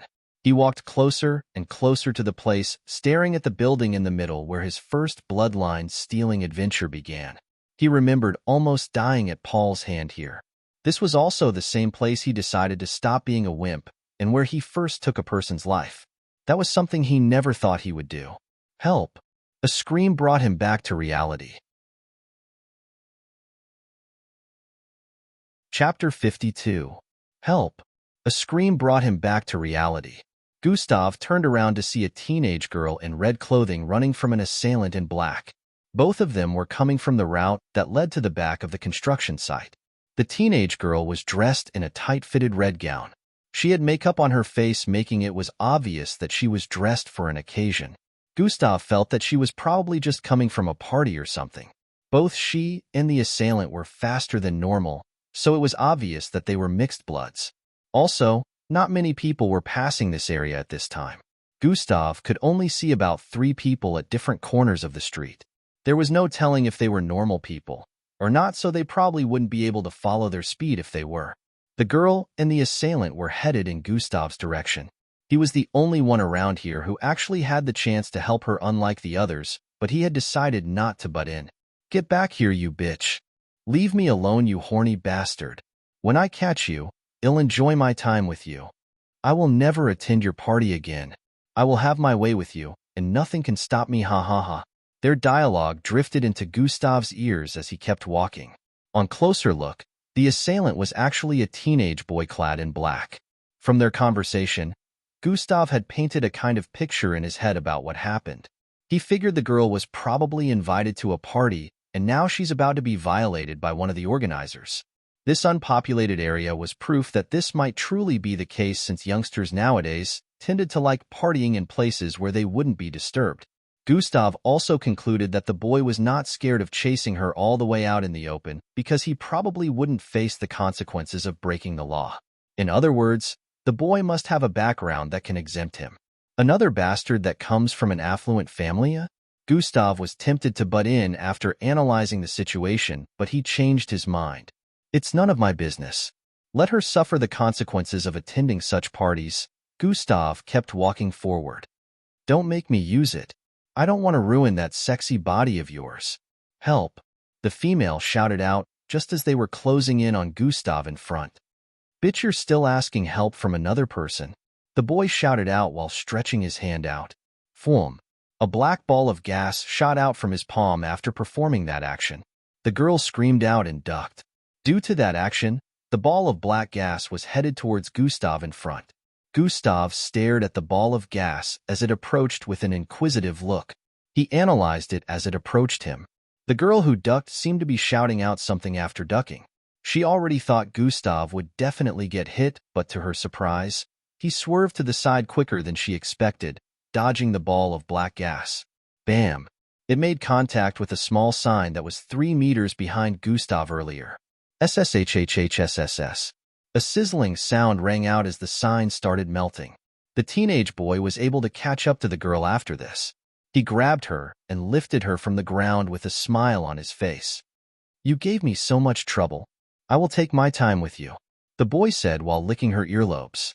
The girl shivered in fright as the boy's left palm traveled towards her chest. He grabbed her breasts through her clothes and started fondling them. "Ah, what a great feeling," he muttered with a look of delight. Lutiemi Gio. She struggled to free herself, but he was obviously stronger than her. "Hey, you almost hit me." The boy paused his hands and stared at Gustav, who had just spoken ahead. His eyes traveled from top to bottom and from bottom to top before sneering. "Who is this rat? Watch where you're going next time then, idiot, haha." Gustav looked down and smiled when he heard that. "I really wanted to mind my business, but now—" Gustav started walking forward slowly as he spoke. When he was only 3 feet away from them, he looked up to stare into the eyes of the boy. "You just made it my business." Immediately Gustav muttered these words, he grew to the height of over 6 feet, and he stretched out his palm to grab the boy's hand. He held onto the hand the boy was using to fondle the girl's breasts and tightened his grip around it. Clench, crack, Kyar. The boy screamed out as the bones in his wrist area were broken in two. He let go of the girl immediately that happened and fell to the ground, crying while holding onto his right arm. The girl fell to her, and stared at Gustav with an astonished look. Gustav raised his leg and swung it forward towards the boy's chest. Bam! The kick sent the boy flying back by 5 meters as his chest collapsed from the impact. SHHHSSHH. The boy still slid a few inches backward before his body came to a pause. The girl's eyes widened as she stared at the boy ahead. She turned her head around to stare at Gustav with a look of appreciation. "Thank you," the girl said while smiling at Gustav. "I didn't do it for you," Gustav said and activated dash before running forward. Swoosh. In a few seconds, he was out of sight. The girl still kept staring in that direction for a few seconds before she heard a cough. The boy was still on the floor coughing out blood. "ELPME." The boy's voice cracked due to pain as he held his chest while speaking. "Oh, what a reversal." The girl walked towards him while speaking with a ridiculing tone. She stared at him with a gloating look for a few seconds before coming to a realization. "Oh, I should probably get out of here," she said in her mind and ran in the opposite direction. The boy was left there in his pool of blood. It was late in the night, so the probability of people seeing him in this particular area was not very high. He knew this since he picked the venue for the party himself. Gustav had arrived at the closest bus station after using dash twice. He didn't return to his normal size until he entered the bus. "I would have killed that idiot and taken his bloodline had we not been out in the open," Gustav said internally as he sat. He had come up with a plan at that moment to get the boy's bloodline, but he discarded it because he couldn't stay for long after attacking the boy. He has wanted to lure him into Bolin construction site and perform extraction there, but he changed his mind. There were cams on the streets, but not in the incomplete buildings, but if Gustav took him there was a chance he would get caught since he would take longer to extract the bloodline than to just beat him up and leave. This was also why he increased his size before hitting the boy. "Maybe next time," Gustav sighed as he concluded and rested his back on the seat. Hidden quest completed. Huh. Gustav sat straight as he saw that. Quest details. Save the girl from getting caught by the assailant. Gustav's expression was full of bewilderment as he stared at the notification. "I would have failed if I decided to ignore her?"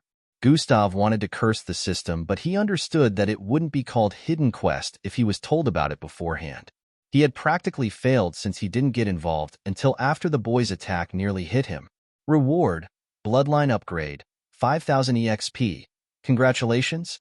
Host morph ability has now evolved into Shapeshifting. Shapeshifting? Gustav's eyes widened as he stared at the notification. Chapter 53. A few minutes later, Gustav had arrived back in his neighborhood. Only one daily task was left for him to complete at the moment. The time was already 10 p.m., which meant he still had 2 hours before the day ended. Gustav sighed in relief. His plan for completing the last task required him to head towards the forest area. He activated dash again and ran towards the forest area. Swoosh. In a few seconds, his silhouette streaked past the last apartment in this residential area and headed for the sparse forest up ahead. When Dash ran out, he had arrived in front of a tree in the middle of the sparse forest region. The tree was about 9 meters tall with green and blue shades. The width of the tree was comparable to that of 4 people placed together. Gustav stood in front of the tree and stretched out his hand to touch it. "This one is good," he muttered after feeling the tree up with his palm. Gustav clenched his fist, drew his arm backward, and punched out. Bam! His fist collided with the tree, causing a loud blast to ring out. A 4 inches deep hole was formed within the tree, and Gustav's fist was buried inside. Gustav pulled his arm out of the hole and placed his fingers on his chin. "With my normal strength, I can only do this much. Let me put my back into it," Gustav said internally as he got into a battle stance. "Phew!" He breathed out and arched his arm back to the limit before throwing out another fist. Bang! Crack! Upon collision, this time, Gustav's fist blasted a 10 inches deep hole into the body of the tree. Cracks spread from that point to the other parts of the tree, but it was still far from falling. "I guess this is as much as I can do with my normal strength." Gustav realized that his strength was still pretty low, and his win against the Bloodwolf came from combining his strength with that of beast transformation. He had no idea that his normal strength was rivaling third-step Zulu ranks. Partial mutated beast transformation. Gustav activated the beast transformation bloodline and started to grow in size. His body bloated and almost tore apart his sweater. If not for the elasticity of this one surpassing the former, it would have torn already. In this state, Gustav was over 8 feet tall. He clenched his fist again. "Let's try that again," he muttered with a deep voice. Bang! He punched the tree again, causing splinters to fly everywhere as his fist penetrated deep into the middle of the tree. The tree was still standing, but only slightly. Gustav dragged the right arm back while throwing out his left one. Bang! Crack! His left fist collided with the tree, and it finally gave way. The tree, which was standing proudly earlier, split apart from the bottom area. Crack! The wood at the stem area could no longer support its weight as it came crashing down. Bang! It slammed to the ground on Gustav's left. Gustav didn't transform back into his normal form. Instead, he walked towards the fallen tree. Since it had been broken down, it was now about 7 meters tall. Gustav crouched and placed his palm on the tree before gripping it. "Ugh," he grunted while lifting the tree above his head. Just once was enough for him to hear the system notification ringing in his ear. Daily task completed, 3/3, carry a total of 2,750 kilograms. Gustav crouched down and dropped the tree gently. He slowly transformed back into human form. Just as he had expected, this tree weighed more than enough for him to complete his daily task. There were smaller trees in the area, but he decided to use them to make sure he completed the task in one go. Done. "I need to start putting my daily tasks first before doing anything else for the day," Gustav said with a contemplative gaze. He has been researching mixed breeds since the night before. Since he could get EXP from killing mixed breeds and also selling their body parts, it would be a 2x win for him if he decided to start hunting them. The problem was where to look without getting himself killed, since there were mixed breeds that were more powerful than he was currently. Gustav sat down on the tree and opened the system interface. When it appeared in his line of sight, he called for Skills and Abilities panel to be displayed. Skills and Abilities: Dash, Level 4, Sprint, Level 3, Regeneration, Level 3, Shapeshifting, Level 1, Joint Movement, Level 3, Toxin Immunity, Level 3, Recreation, Level 3, Bloodline Acquisition, Level 3. Gustav's eyes were focused on shapeshifting. He wanted to know if it was what he thought it was. Shapeshifting, Level 1. Ability to copy the looks of a person when the right requirements are met. It's truly as I thought. Gustav felt like he was dreaming. He never knew he would get such an ability at a time like this. This makes everything much easier. Gustav was already thinking about how he was going to make use of the ability to the best of his benefit. He had never seen someone with a shape-shifting ability before, so he believed it must be pretty rare. Gustav decided to head back to his apartment after a few minutes of sketching plans. It was past 10 p.m. at the time when Gustav entered the building. He got to the last floor in a few seconds and walked through the corridor that led to his apartment. He noticed the silhouette of a person sitting in front of his apartment door. The lights in the corridor were dimly lit, which was why Gustav couldn't see this person properly, but due to perception he had already noticed the person from far away, and he could tell that this person was a female. Gustav walked silently towards the person with a suspicious expression on his face. He was preparing to attack or counter any form of attack if this person happened to be dangerous. He moved silently until he was only 7 feet away from the person. He could finally see the person clearly. "Angie?" he muttered with a bewildered expression as he walked towards her. Angie was seated in front of his apartment in such a way that her knees were hugging her chest. Her arms were placed in a crossed format on her knees, and her forehead was resting on her arms. Occasionally her head would tilt to the side and fall off her arms only for her to subconsciously place them back on her arms. "Angie," Gustav got to her front and called out. "Flicker." Her eyelids trembled, and she opened her eyes, which were still heavy with sleep. "Huh," she muttered with a confused look as her eyes cleared up and she noticed Gustav standing in front of her. "Gustav, you're back." She jumped up with a look of embarrassment and cleaned the drool from the side of her mouth. "Yes, I'm back. What are you doing here?" Gustav asked with a confused look. Well, I noticed you weren't back since you left an hour ago, so I decided to wait in front of your apartment so I would be able to call the police or alert the neighborhood on time if you didn't show up, just in case you were in any form of danger." Angie had a look of relief as she said that. Gustav's eyes widened in shock.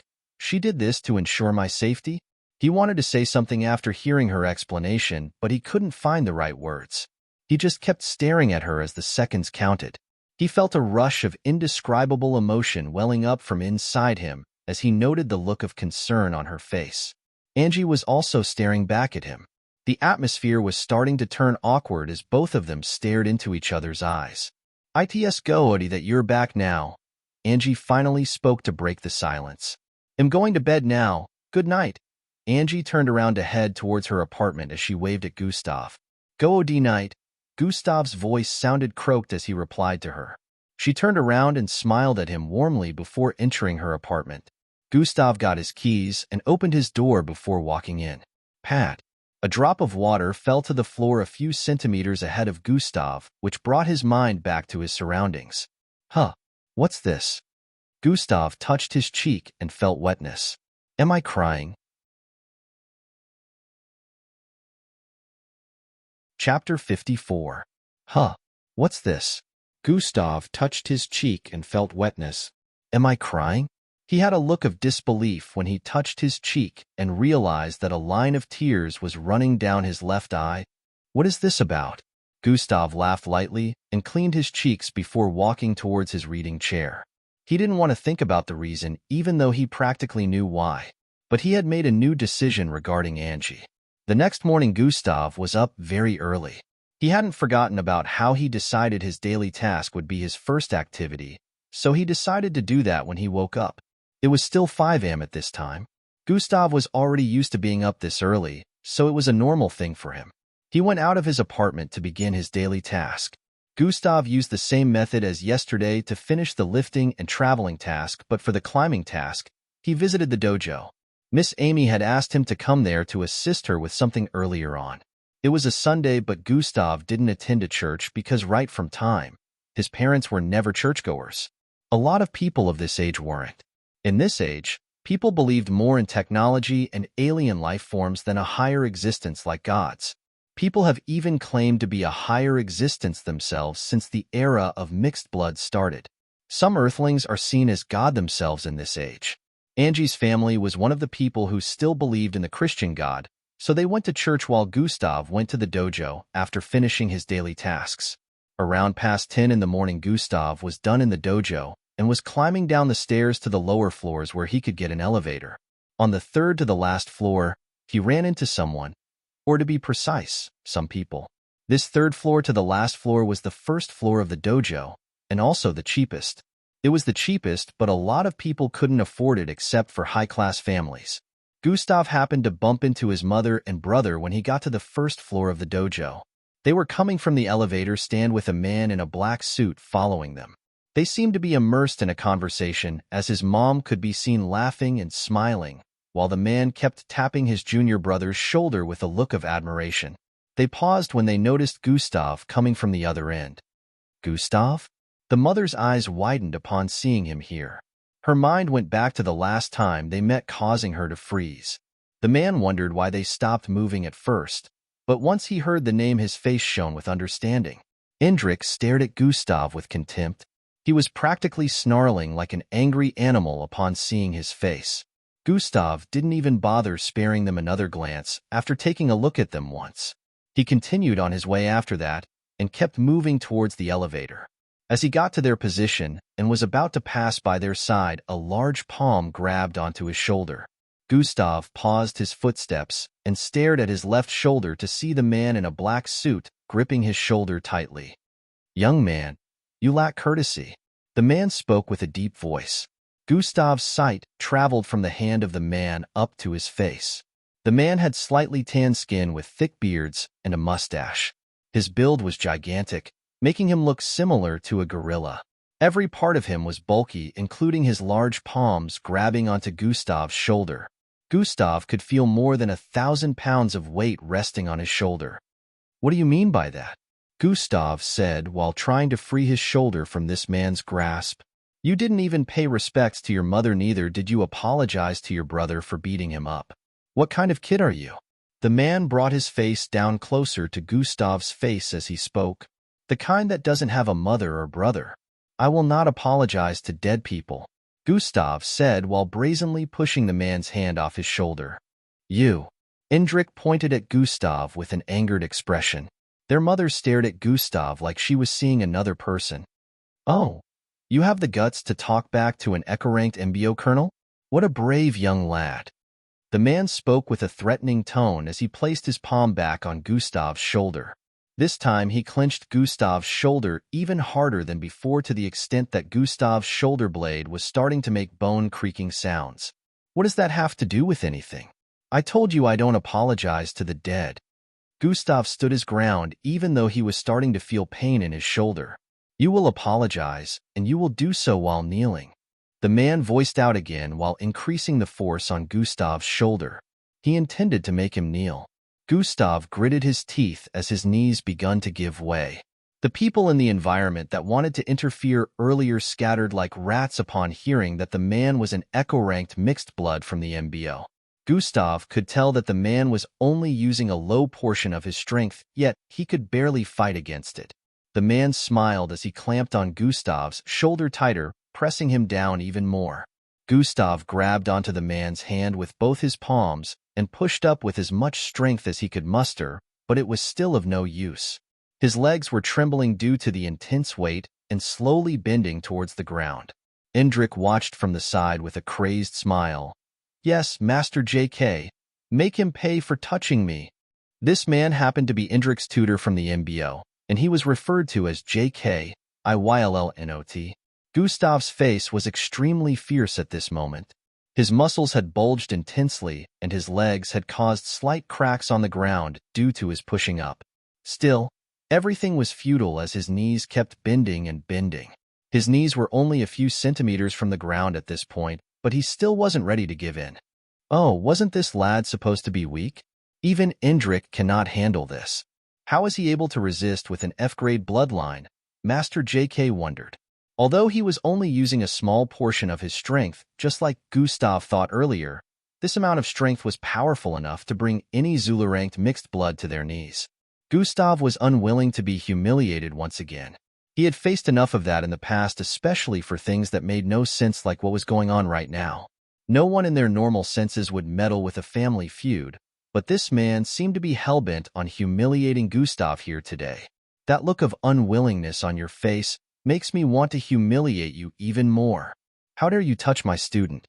Master JK increased the force and pushed down on Gustav's shoulder even more. Just when Gustav's knees were about to make contact with the floor, a loud feminine voice was heard. "What do you think you're doing to my student, JK?" Chapter 55. What are you doing to my student, JK? The feminine voice was laced with such sharpness that it caused the man to tremble slightly upon hearing it. This voice, no way, it can't be her? Master JK's shoulders turned stiff as he slowly turned around to stare at the person that had just spoken. Immediately he saw her. His heart nearly jumped out of his chest. It was a young lady with gray long hair. She had a slim and beautiful figure with a height that was almost 57. She was clad in a green short tight-fitted gown with a brown coat draped around her shoulders. Young Miss Amy. The man looked very surprised to see her. Miss Amy strode towards them with light and graceful steps. In 2 seconds she was already standing before them. "I said, what are you doing to my student?" Miss Amy asked with a threatening tone. "Yo, you are, student?" Master J.K. turned back to look at Gustav, who was staring at him with a fierce look. Miss Amy also followed his look and noticed Gustav's shoulder was out of place. It seemed quite curved at an angle that suggested that it was broken. Her eyes suddenly turned fierce. "How dare you? Swing!" Miss Amy suddenly swung out her left hand towards the face of Master J.K. Pa. The sound of collision was like a miniature thunderclap, causing small vibrations in the air. 20 pieces of teeth flew out of Master J.K.'s mouth along with a trail of blood as he was sent flying several feet toward the side. He kept sliding for several more feet till his head slammed into the wall. Bang! Everyone within the vicinity had their mouths wide open except for those who already knew Miss Amy beforehand. Did she just blow an echo-ranked mixed blood from the MBO away with one slap? Everyone had thoughts similar to this in their minds. Endrik and his mother were particularly surprised the most as the looks on their faces suggested that. Who is this woman? Why did she say she's Gustav's teacher? Endrik was not familiar with Miss Amy since he was still in middle school, while their mother never attended the parent-teachers meeting whenever there was one in high school, so she never knew any one of Gustav's teachers. Both of them couldn't recognize her. "Are you all right?" Miss Amy turned to stare at Gustav while asking. Gustav nodded in affirmation. Although his shoulder was slightly injured from the intense grip, it had healed back due to his regeneration ability. "JK," Miss Amy called out again. JK was still lying on the floor while spitting out more pieces of his broken teeth and blood. When he heard Miss Amy call out to him again, he crawled towards her with a terror-stricken face. "Yoing Mrs. I am so RRY." Master JK held Miss Amy's feet while begging. Everyone here couldn't understand the reason for such extreme behavior after the pride he had shown earlier. They had different theories popping into their heads upon seeing an officer from the MBO kneel to a citizen. It was an unbelievable sight, but they also knew that Miss Amy couldn't be an ordinary person for this kind of thing to be happening. Miss Amy glared at Master JK below with a dark look. Master JK shivered in his position as he saw her slightly crouch and stare into his eyes with more intensity. Tap, tap. She slapped the back of his head lightly twice and spoke. "I'm not the one you should be apologizing to." Master JK heard that and turned to stare at Gustav before turning his head back to stare at Miss Amy again. He knew that if he complied with her demand, it would result in humiliation for him, but if he didn't, only he knew the horrors that awaited. Is he going to do it? Everyone had a feeling that they were going to witness something they had never seen before in their lives. Master JK swallowed spit and let go of Miss Amy's feet before crawling towards Gustav. "I am so RRY," he said with a pleading look. Gustav could see the fear written all over Master JK's face, which had him wondering, why would he fear Miss Amy so much? It was surprising to see this much fear on a person's face, but even with Gustav felt like laughing when he saw Master JK's mouth missing nearly all of its teeth. "Well, since we've already gotten to this point," Gustav raised his foot and brought it down on Master JK's face. Blam! Gasp! Everyone stared at the scene with a look of shock. They couldn't believe that Gustav would have the guts to do that. Gustav rubbed the sole of his shoes on Master JK's face repeatedly before bringing it down. "Now we're even," Gustav said inwardly and proceeded to move forward. "I'm going, Miss Amy." Gustav waved his hand towards Miss Amy and walked towards the elevator. Everyone stared at Gustav with a look of amazement. At this moment he shined like a million stars in the galaxy, which attracted their eyes. Miss Amy nodded at him with a smirk on her face. "Good kid. You didn't wimp out on me," Miss Amy said and proceeded to turn around. She only moved 2 steps forward before pausing and turning around to stare at Endrik and his mother. "Thank you for letting go of such a wonderful son. I will make sure I take care of him, unlike you." She stated this and turned around to leave. Gustav's mother had a lifeless look on her face. mixed with confusion. She was unable to reply to that statement since everything still looked like a dream to her. Indrik's eyes were still widened as he couldn't believe what had happened. Neither did he understand what came over Gustav and where he got the boldness to go through with something as crazy as that. Master J.K. had a look of humiliation on his face as he remained in that position for many seconds.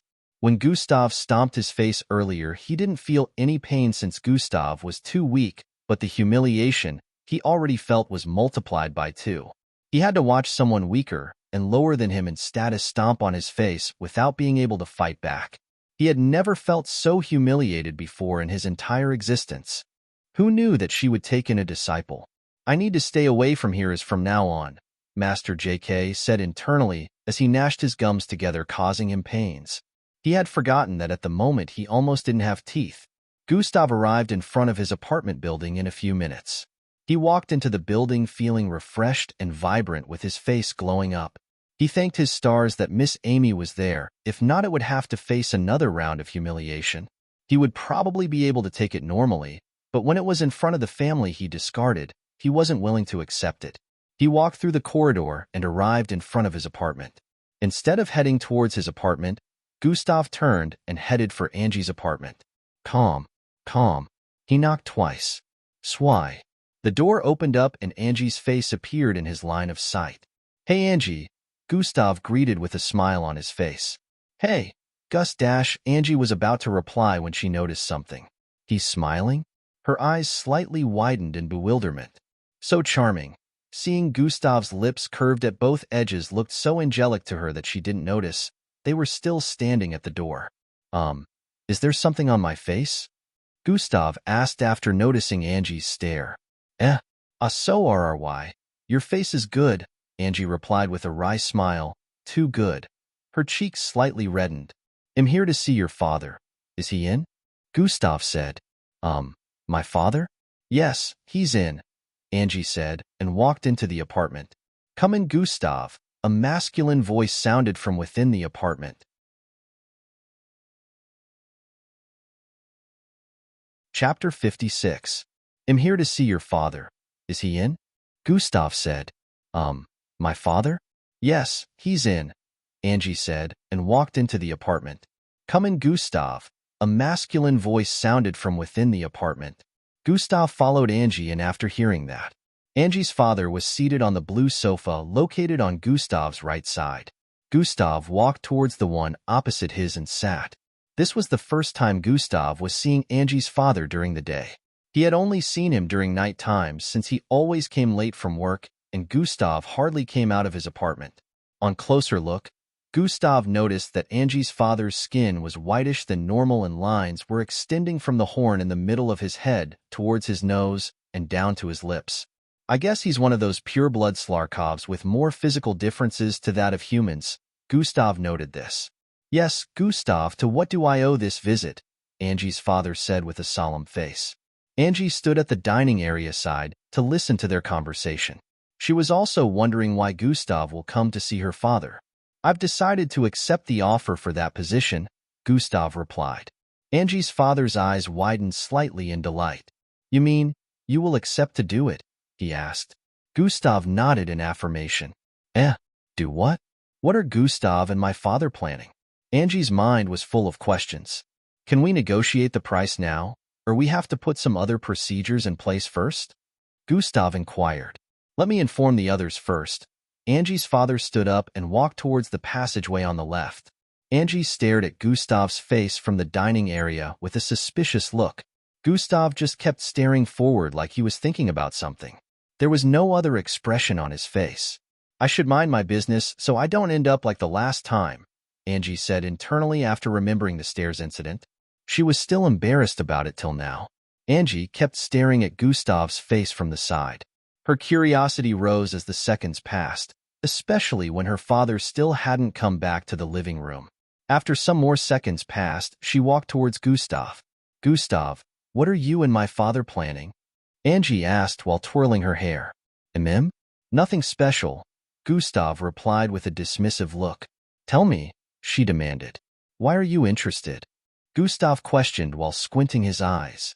Well, Angie kept using her fingers to twirl her hair with a look of embarrassment. Gustav were heading to Darge coffee shop. Angie's father's voice came from the other end, cutting their conversation short.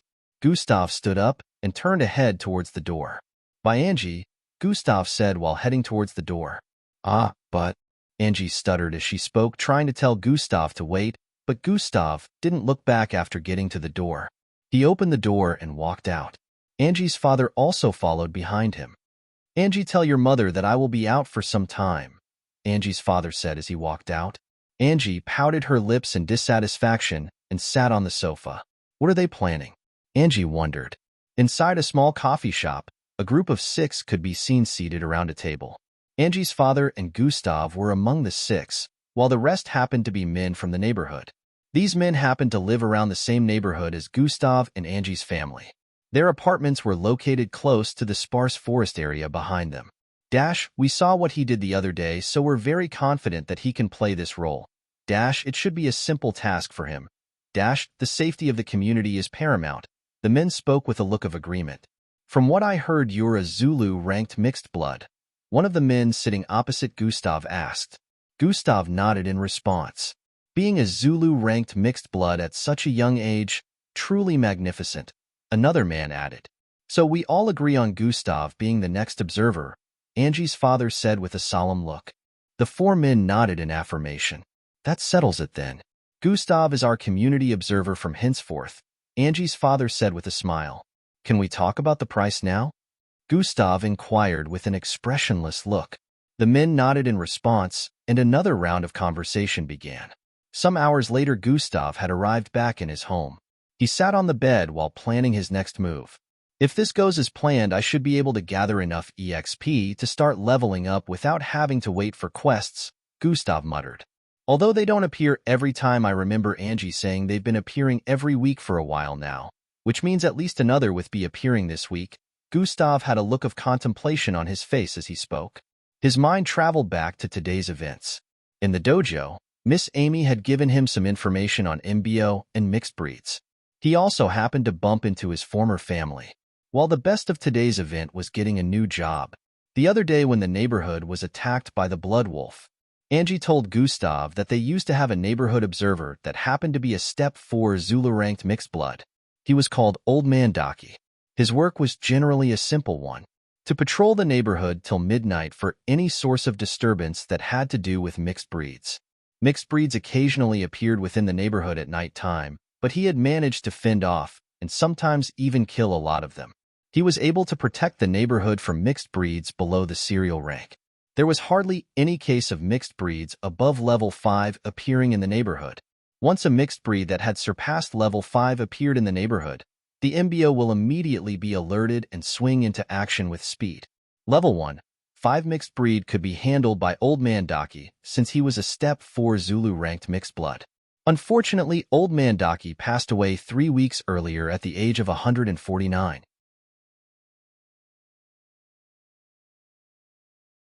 Chapter 57. Since then the neighborhood was exposed to danger. None of the mixed bloods in this neighborhood were Zulu-ranked. There was only one person who was Zulu-ranked, but that person wasn't a combat-type mixed blood. The neighborhood had occasional attacks of lower-leveled mixed breeds like once every month, but before Old Man Daki died, the creatures started appearing every week. He was able to manage the situation before it went completely out of hand, but when he died it became a shitstorm for the neighborhood. There were about 57 buildings in that particular area where Old Man Daki protected. With Old Man Daki gone, a mixed breed managed to infiltrate a building and slaughtered an entire family. Angie was the only one that could stand up to the mixed breeds, but she could only drag out the fight till the cops arrived and killed it off with modern weapons. Now that Gustav had arrived in the neighborhood and they saw how he was capable of killing a mixed breed, they decided to make him an observer. They thought he was a step 4 Zulu ranked like Old Man Daki. Gustav didn't bother explaining to them that he wasn't. He let them believe they were right. Of course, they knew Gustav still attended school, so patrolling all night would be impossible, but the job didn't require Gustav to patrol the neighborhood all night. He only had to do it till midnight. According to the 25-year history of this place, mixed breeds never appeared around midnight. The closest to midnight they had appeared was around 11 p.m. If Gustav patrolled till 12 and no irregularities were noticed, he would be done with the job for that night. Gustav and the men in the coffee shop had a lengthy conversation about this. These men were well-known figures in the community, so they were practically representing the neighborhood with their choices. Gustav charged them $30,000 a month. Old Man Daki used to collect $15,000 every month, but Gustav felt it was too low. Although his goal for doing this wasn't completely because of the money, he wouldn't do it for such a price talkless of doing it for free. The men had no option but to accept Gustav's price since he wasn't backing down. Gustav walked out of his apartment towards the balcony area. He moved towards the edge where he could see the buildings and the surroundings. Some buildings were taller than this in the vicinity, but they were only a few. Most of the buildings around here were no more than 10 stories tall. He looked around, noting the structures and streets. From now on, this neighborhood is under my protection, I guess. Gustav smirked while saying this internally. He started his new job this same night. Gustav used that night time to know the neighborhood better. He had every single building color, structure, location etched into his head. The alleyways, streets, intersections, etc. He had memorized every part of the neighborhood. He also patrolled deeper into the sparse forest area behind. He discovered that the forest of trees wasn't sparse the further he traveled. The deeper he traveled into the forest, the denser the forest of trees became. Gustav had discovered something yesterday, and he wanted to confirm it. When he got to a particular depth, he could see blue and green glowing lines forming a wall up ahead. The blue and green glowing lines were more than 1,000 meters from his position, yet he could see them. The wall they formed was more than 600 feet in height. He immediately figured that this was the border they were referring to. The second border, since according to his research there were two borders. One blocked the mixed breed within the city from entering into human territories, while the second, which was still up ahead, served as the division between Plankton City and Atrahia City. The distance between the two borders was said to be about 3,000 miles. This made Gustav wonder just how many mixed breeds were in between for there to be that much space. There was a long road towards his east that led to the outskirts of the city. The blue and green glowing lines barricaded the road on both sides, which proved that the road was safe to travel on since it cut through the middle of the forest ahead. This road was well constructed, and it also led to the city behind. If a person was to find themselves within the second border, they would be traversing through the territory of mixed breeds. Gustav didn't move close to the glowing lines to check them out because from his position, he could sense immense danger coming from those lines. He decided to turn back after observing the border for a few more minutes. The rest of the night was uneventful, and by midnight, he headed back to his apartment to have a good night's rest. 3 days later, nothing interesting had happened during the last 3 days. Gustav had been doing his job as expected, but nothing had happened recently. He still researched about the borders in his free time and had learned more about them in these past 3 days.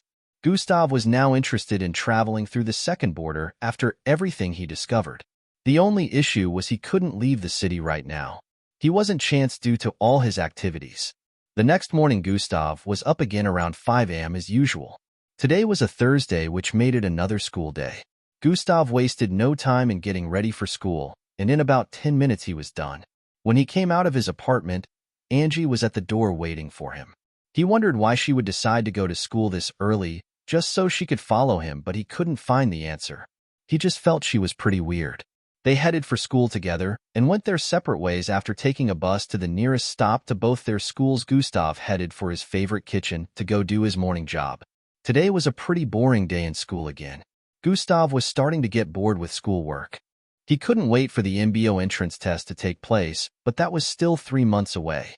Miss Amy told him not to slack in channeling his bloodline because Zulu rank may be the threshold for taking part in the test, but that didn't mean only Zulu-ranked mixed bloods would be participating. When Gustav heard that, he suddenly felt a rush of excitement.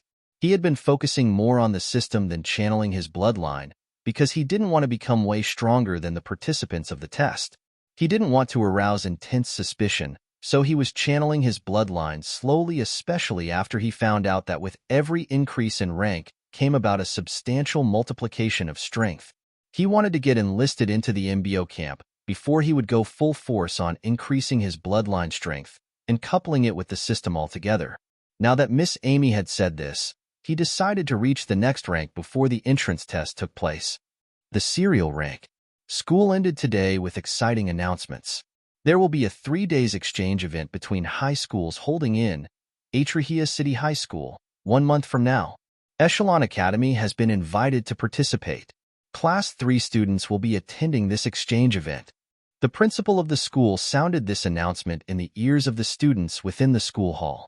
Gustav, who was seated far behind, had a smile on his face as he heard the announcement. Just the chance I have been waiting for to cross the border.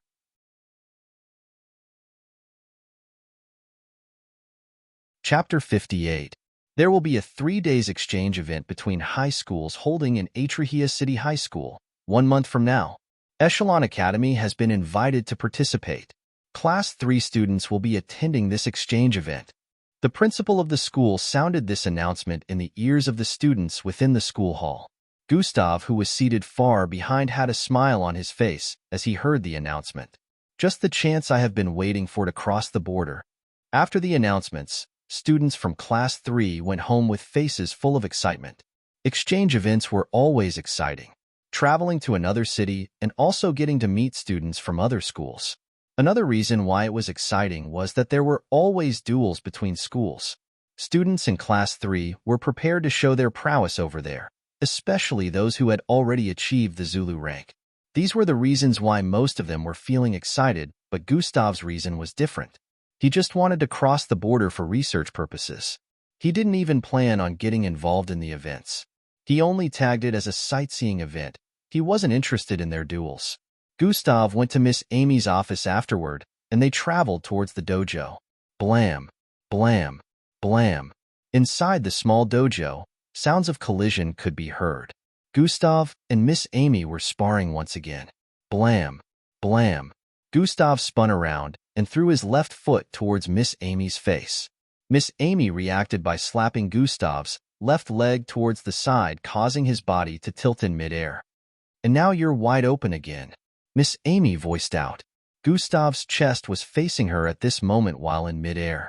Miss Amy threw out her palm towards Gustav's tummy area.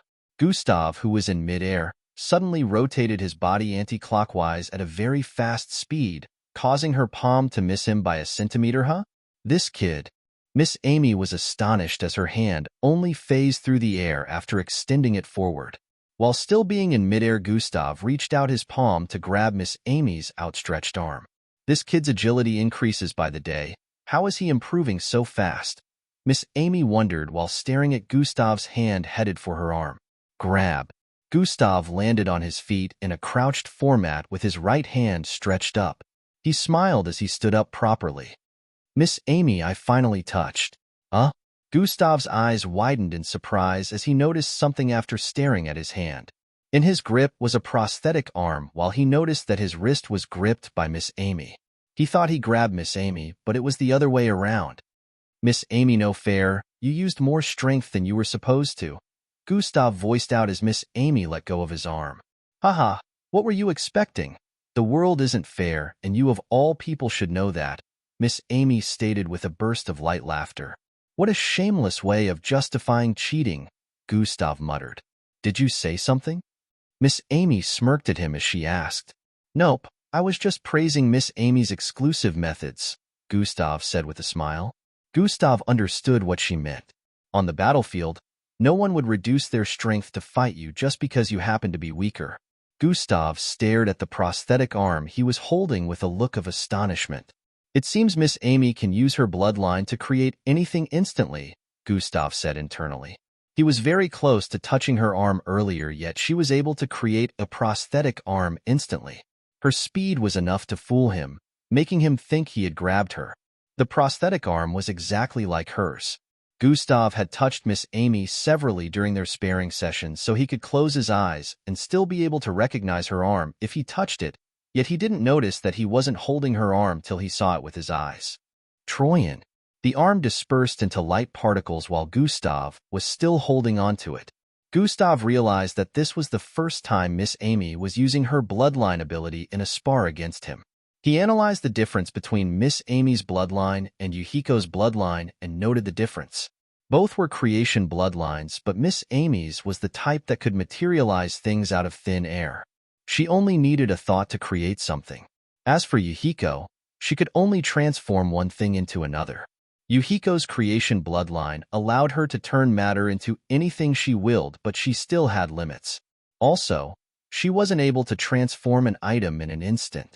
If she wanted to convert the air around her into something else, it would take more time. The bigger the object she had in hand, the faster and better she could convert the item. Miss Amy didn't have that limitation, but she also couldn't convert an item into something else. So their bloodlines were similar, but also different. If any one of them could read Gustav's mind, they would find his analysis very scary because it was true. Gustav noted everything about their bloodline abilities, down to the details in his mind. He had been analyzing Yuhiko's years back, since she was his crush.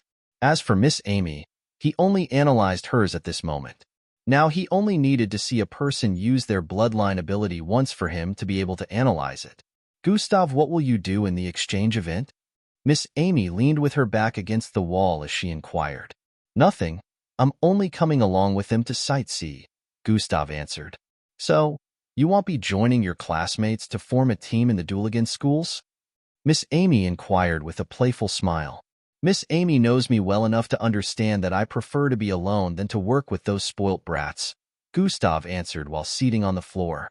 Oh, wouldn't it be boring for you to just go there and do nothing? Miss Amy asked with a smirk because she believed Gustav could not attend this event without getting into some kind of trouble. I'd rather be bored than associate with stupidity, Gustav replied. Oh, is that so?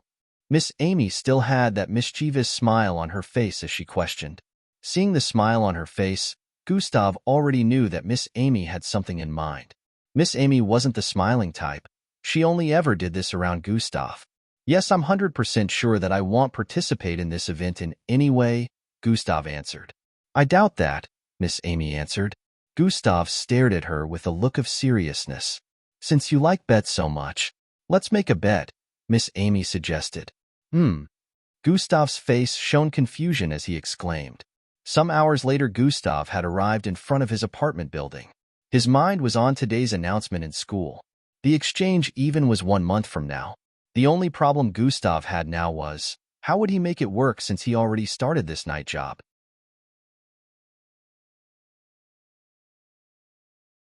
Chapter 59. While walking towards his apartment, everyone around stared at him with a look of amazement.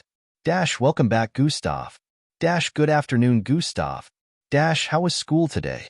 Different people greeted him from different angles. Some teenage girls around also greeted him with smiles. One of them was even winking at him. Gustav just nodded his head in response to their greetings and climbed the stairs to head towards his apartment. He got to the corridor and met Angie standing in front of his apartment door again. This time she was clothed in jeans shorts and a butter-colored sweater. Immediately she saw Gustav, she ran towards him. Gustav, why didn't you tell me that you were the new observer for our neighborhood?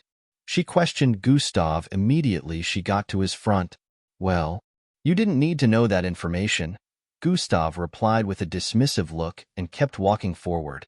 He now understood the reason for the warm welcome in front of the building. Although he was always greeted warmly whenever he arrived, today's welcome was much warmer. It was obvious that the neighborhood was now aware of him being the new observer. Angie followed him from the side, waiting for him to say more, but to her disappointment, those were the only words he muttered.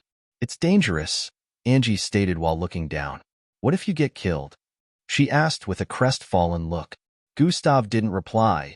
He just kept walking until he got to the front of his apartment. Gustav, I want in. Let me join you, she said while grabbing Gustav's cloth from behind. Immediately Gustav heard that he knew what she was referring to. No, Gustav replied while opening the door and walking in. But I can assist you. What if you get in trouble? I swear I don't plan on taking any cuts from your pay, Angie spoke with a look of worry. The answer is no, Gustav said with a fierce look, and was about to close the door when Angie said something. I'm now a Zulu-ranked mixed blood. Gustav held the side of the door and stared at her for a few seconds before replying. Congratulations, bye. Bye? Slam. Gustav slammed the door after congratulating her. Angie pouted her lips after the door was slammed in her face for the second time. So mean. She hugged her chest after muttering those words. Inside his apartment, Gustav had a frown on his face. She's definitely going to come and bother me again, he muttered with a sigh. Gustav understood Angie's character, and he knew she wouldn't want to back down, but he also couldn't back down on this since he had to keep his abilities a secret. Angie was overcaring, and it made Gustav get pissed off sometimes, but other times he saw her as an untainted soul. He didn't want to be disturbed by her persistence again, so he thought of a way to avoid her. No matter how nice Angie was, he would never risk letting her find out about his multiple bloodlines and abilities. Gustav walked towards his room and sat on his bed. No need to hold back with my bloodline. I cannot risk failing the entrance tests, Gustav said internally and proceeded to cross his legs. He closed his eyes and steadied his breathing. His concentration peaked as he sensed where his bloodline channel points were located in his body. This was when Gustav also noticed the other two bloodlines within his body: atomic manipulation and beast transformation bloodline.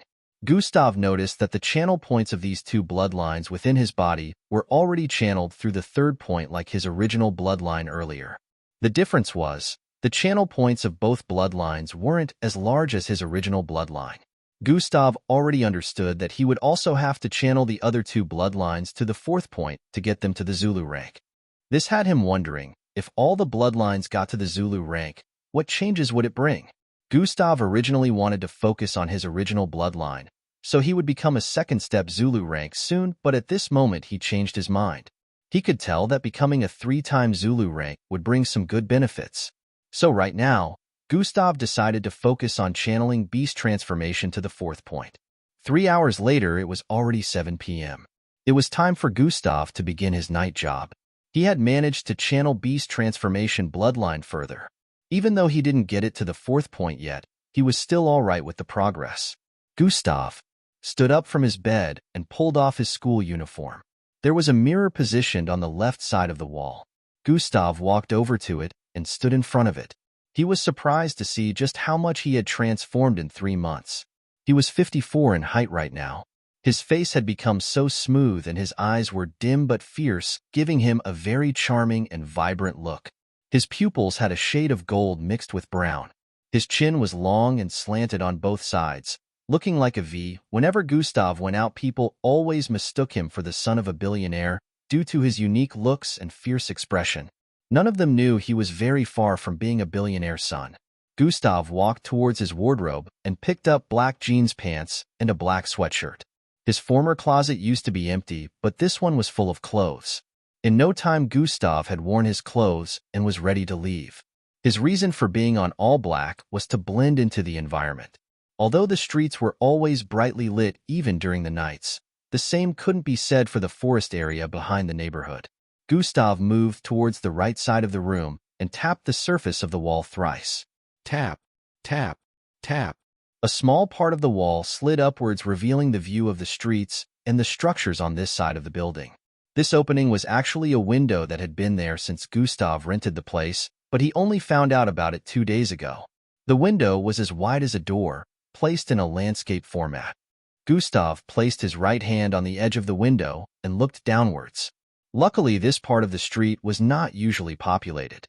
He could hardly see people moving around down there.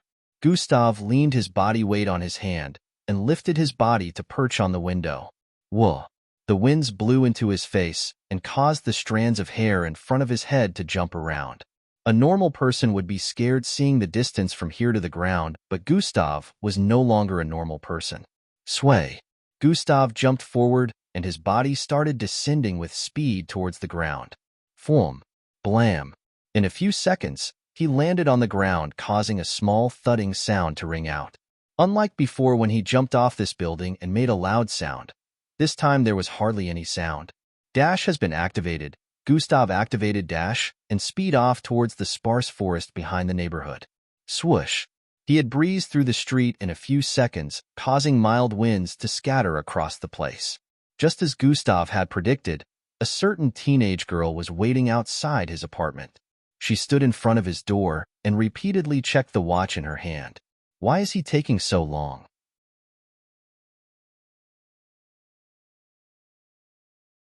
Chapter 60. Gustav arrived in the sparse forest region in a few seconds. He stopped running after using dash twice. He stood in front of a 312 meters tall tree. He crouched his knees a little and pushed himself upwards with force. Tum! He leaped 5 meters above the ground and grabbed onto the tree when he got to that height.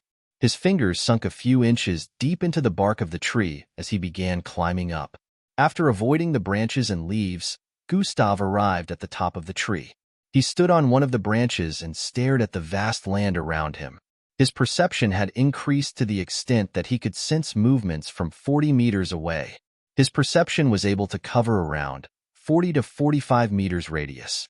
It was so sharp that even the movement of an ant couldn't escape his senses if he concentrated to the max. This was Gustav's routine for the past 3 days. He moved from place to place and climbed up the trees while spreading out his perception. He would also go back to the neighborhood areas to observe a particular area for the night before heading towards the sparse forest area again. His energy had increased now compared to before, so he could use dash repeatedly and still save up a lot of energy.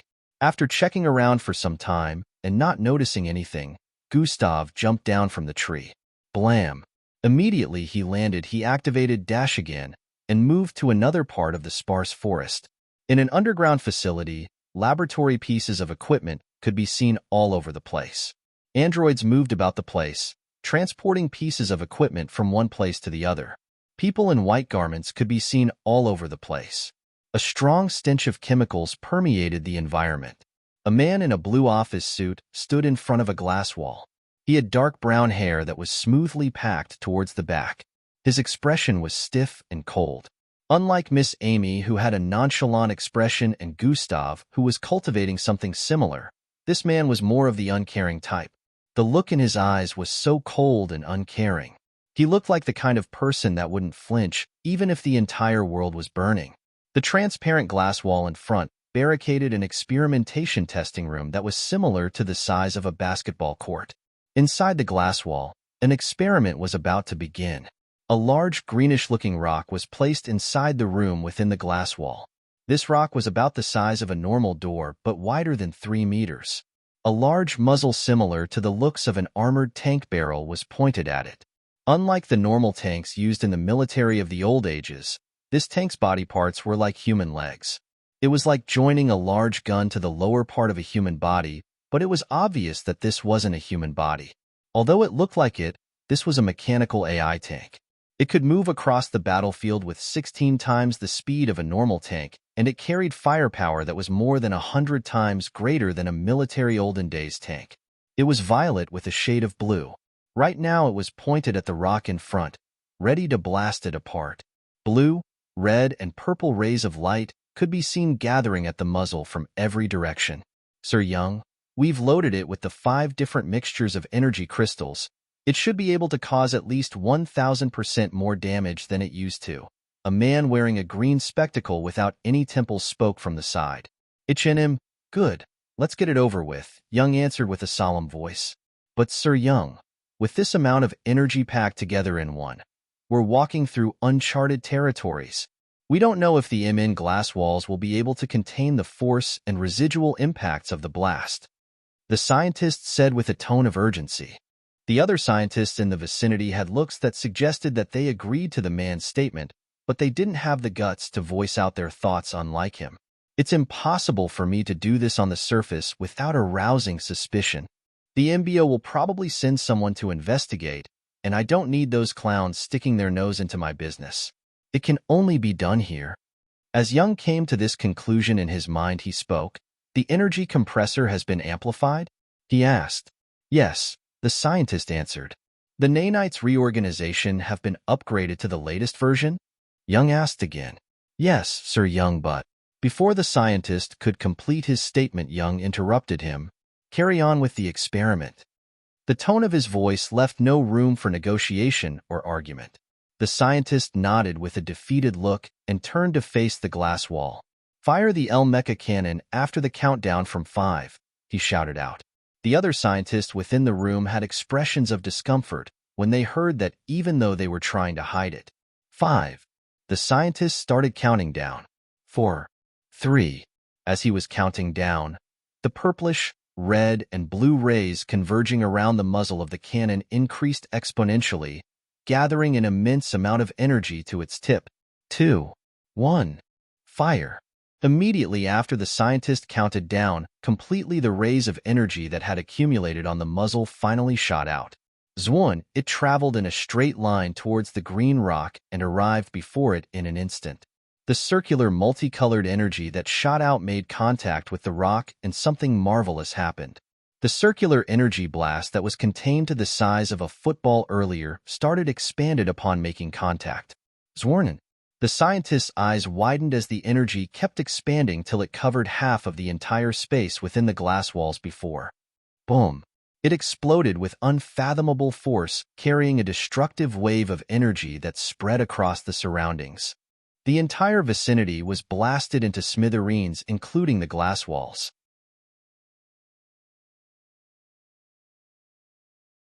Chapter 61. Boom. It exploded with an unfathomable force, carrying a destructive wave of energy that spread across the surroundings.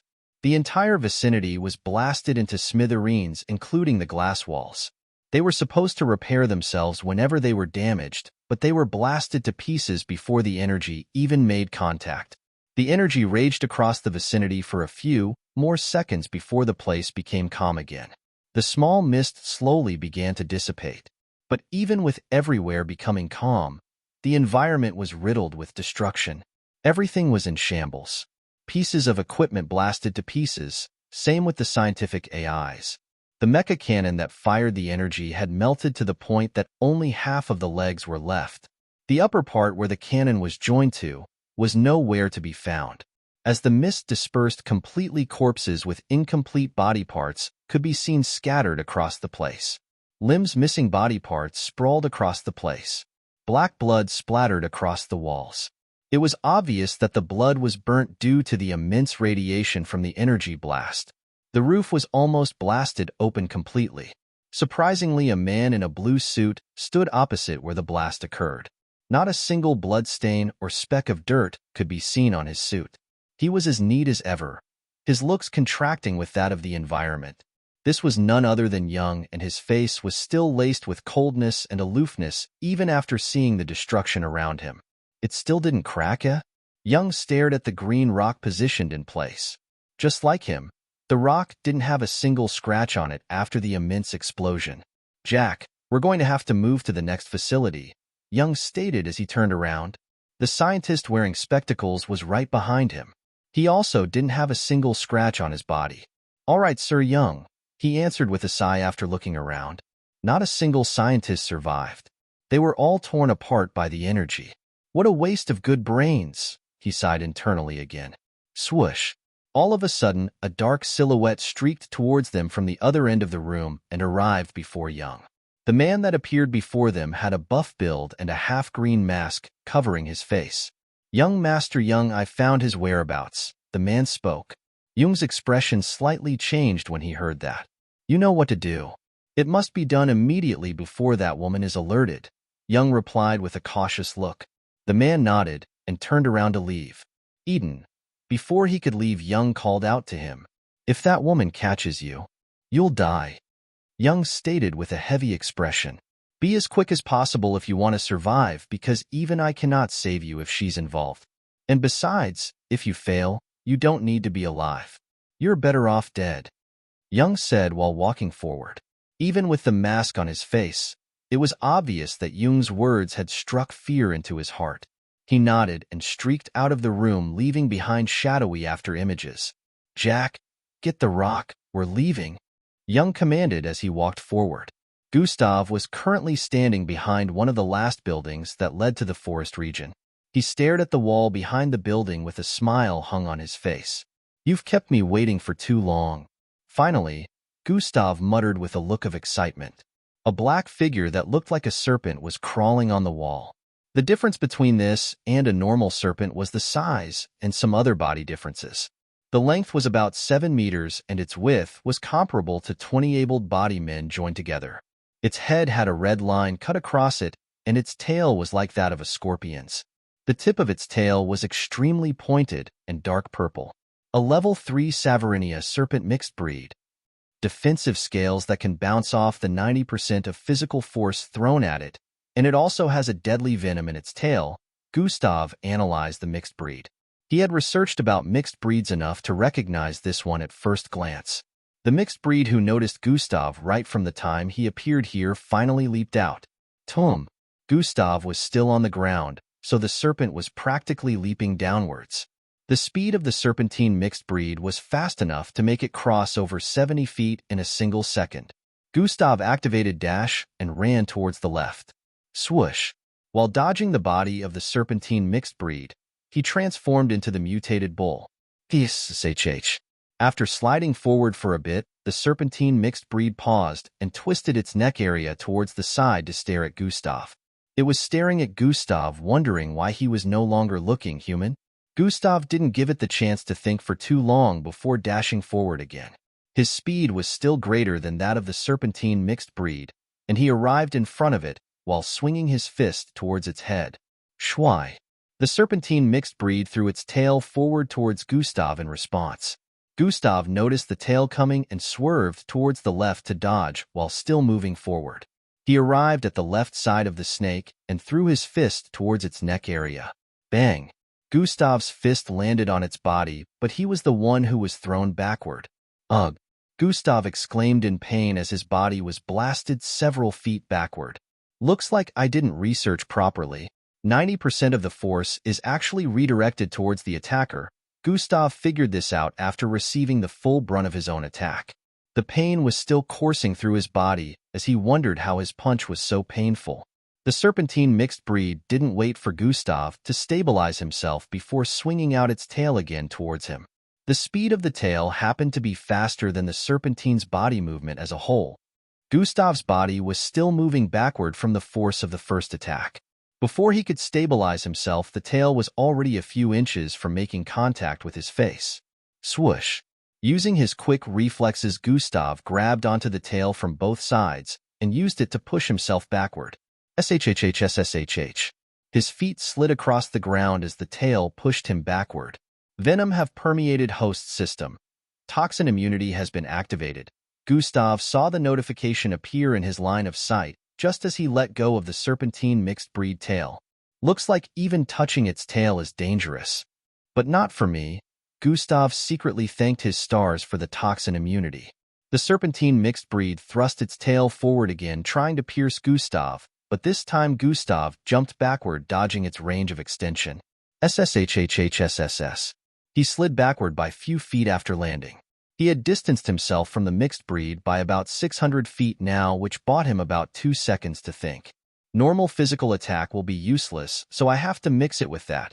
0 seconds. Immediately after dash ended, Gustav activated sprint and ran dash towards the serpentine mixed breed again. The mixed breed, who was wondering why the human didn't die from touching its tail, swung out its tail again. The tail was sweeping towards Gustav from the left. Tom. Gustav jumped high up and landed on the large tail. Atomic disintegration.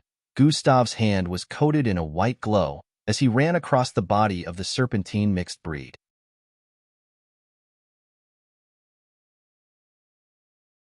Chapter 62. Gustav ran across the body of the serpentine mixed breed with hands coated in white light. The serpentine mixed breed swung its tail upwards, trying to throw Gustav off balance. Instead of losing his balance, Gustav used the force to propel himself forward. He leaped more than 5 meters across the air. His body descended with his glowing white fist outstretched. Bang! Gustav's fist landed on the head of the serpentine mixed breed. The large creature's head shook slightly.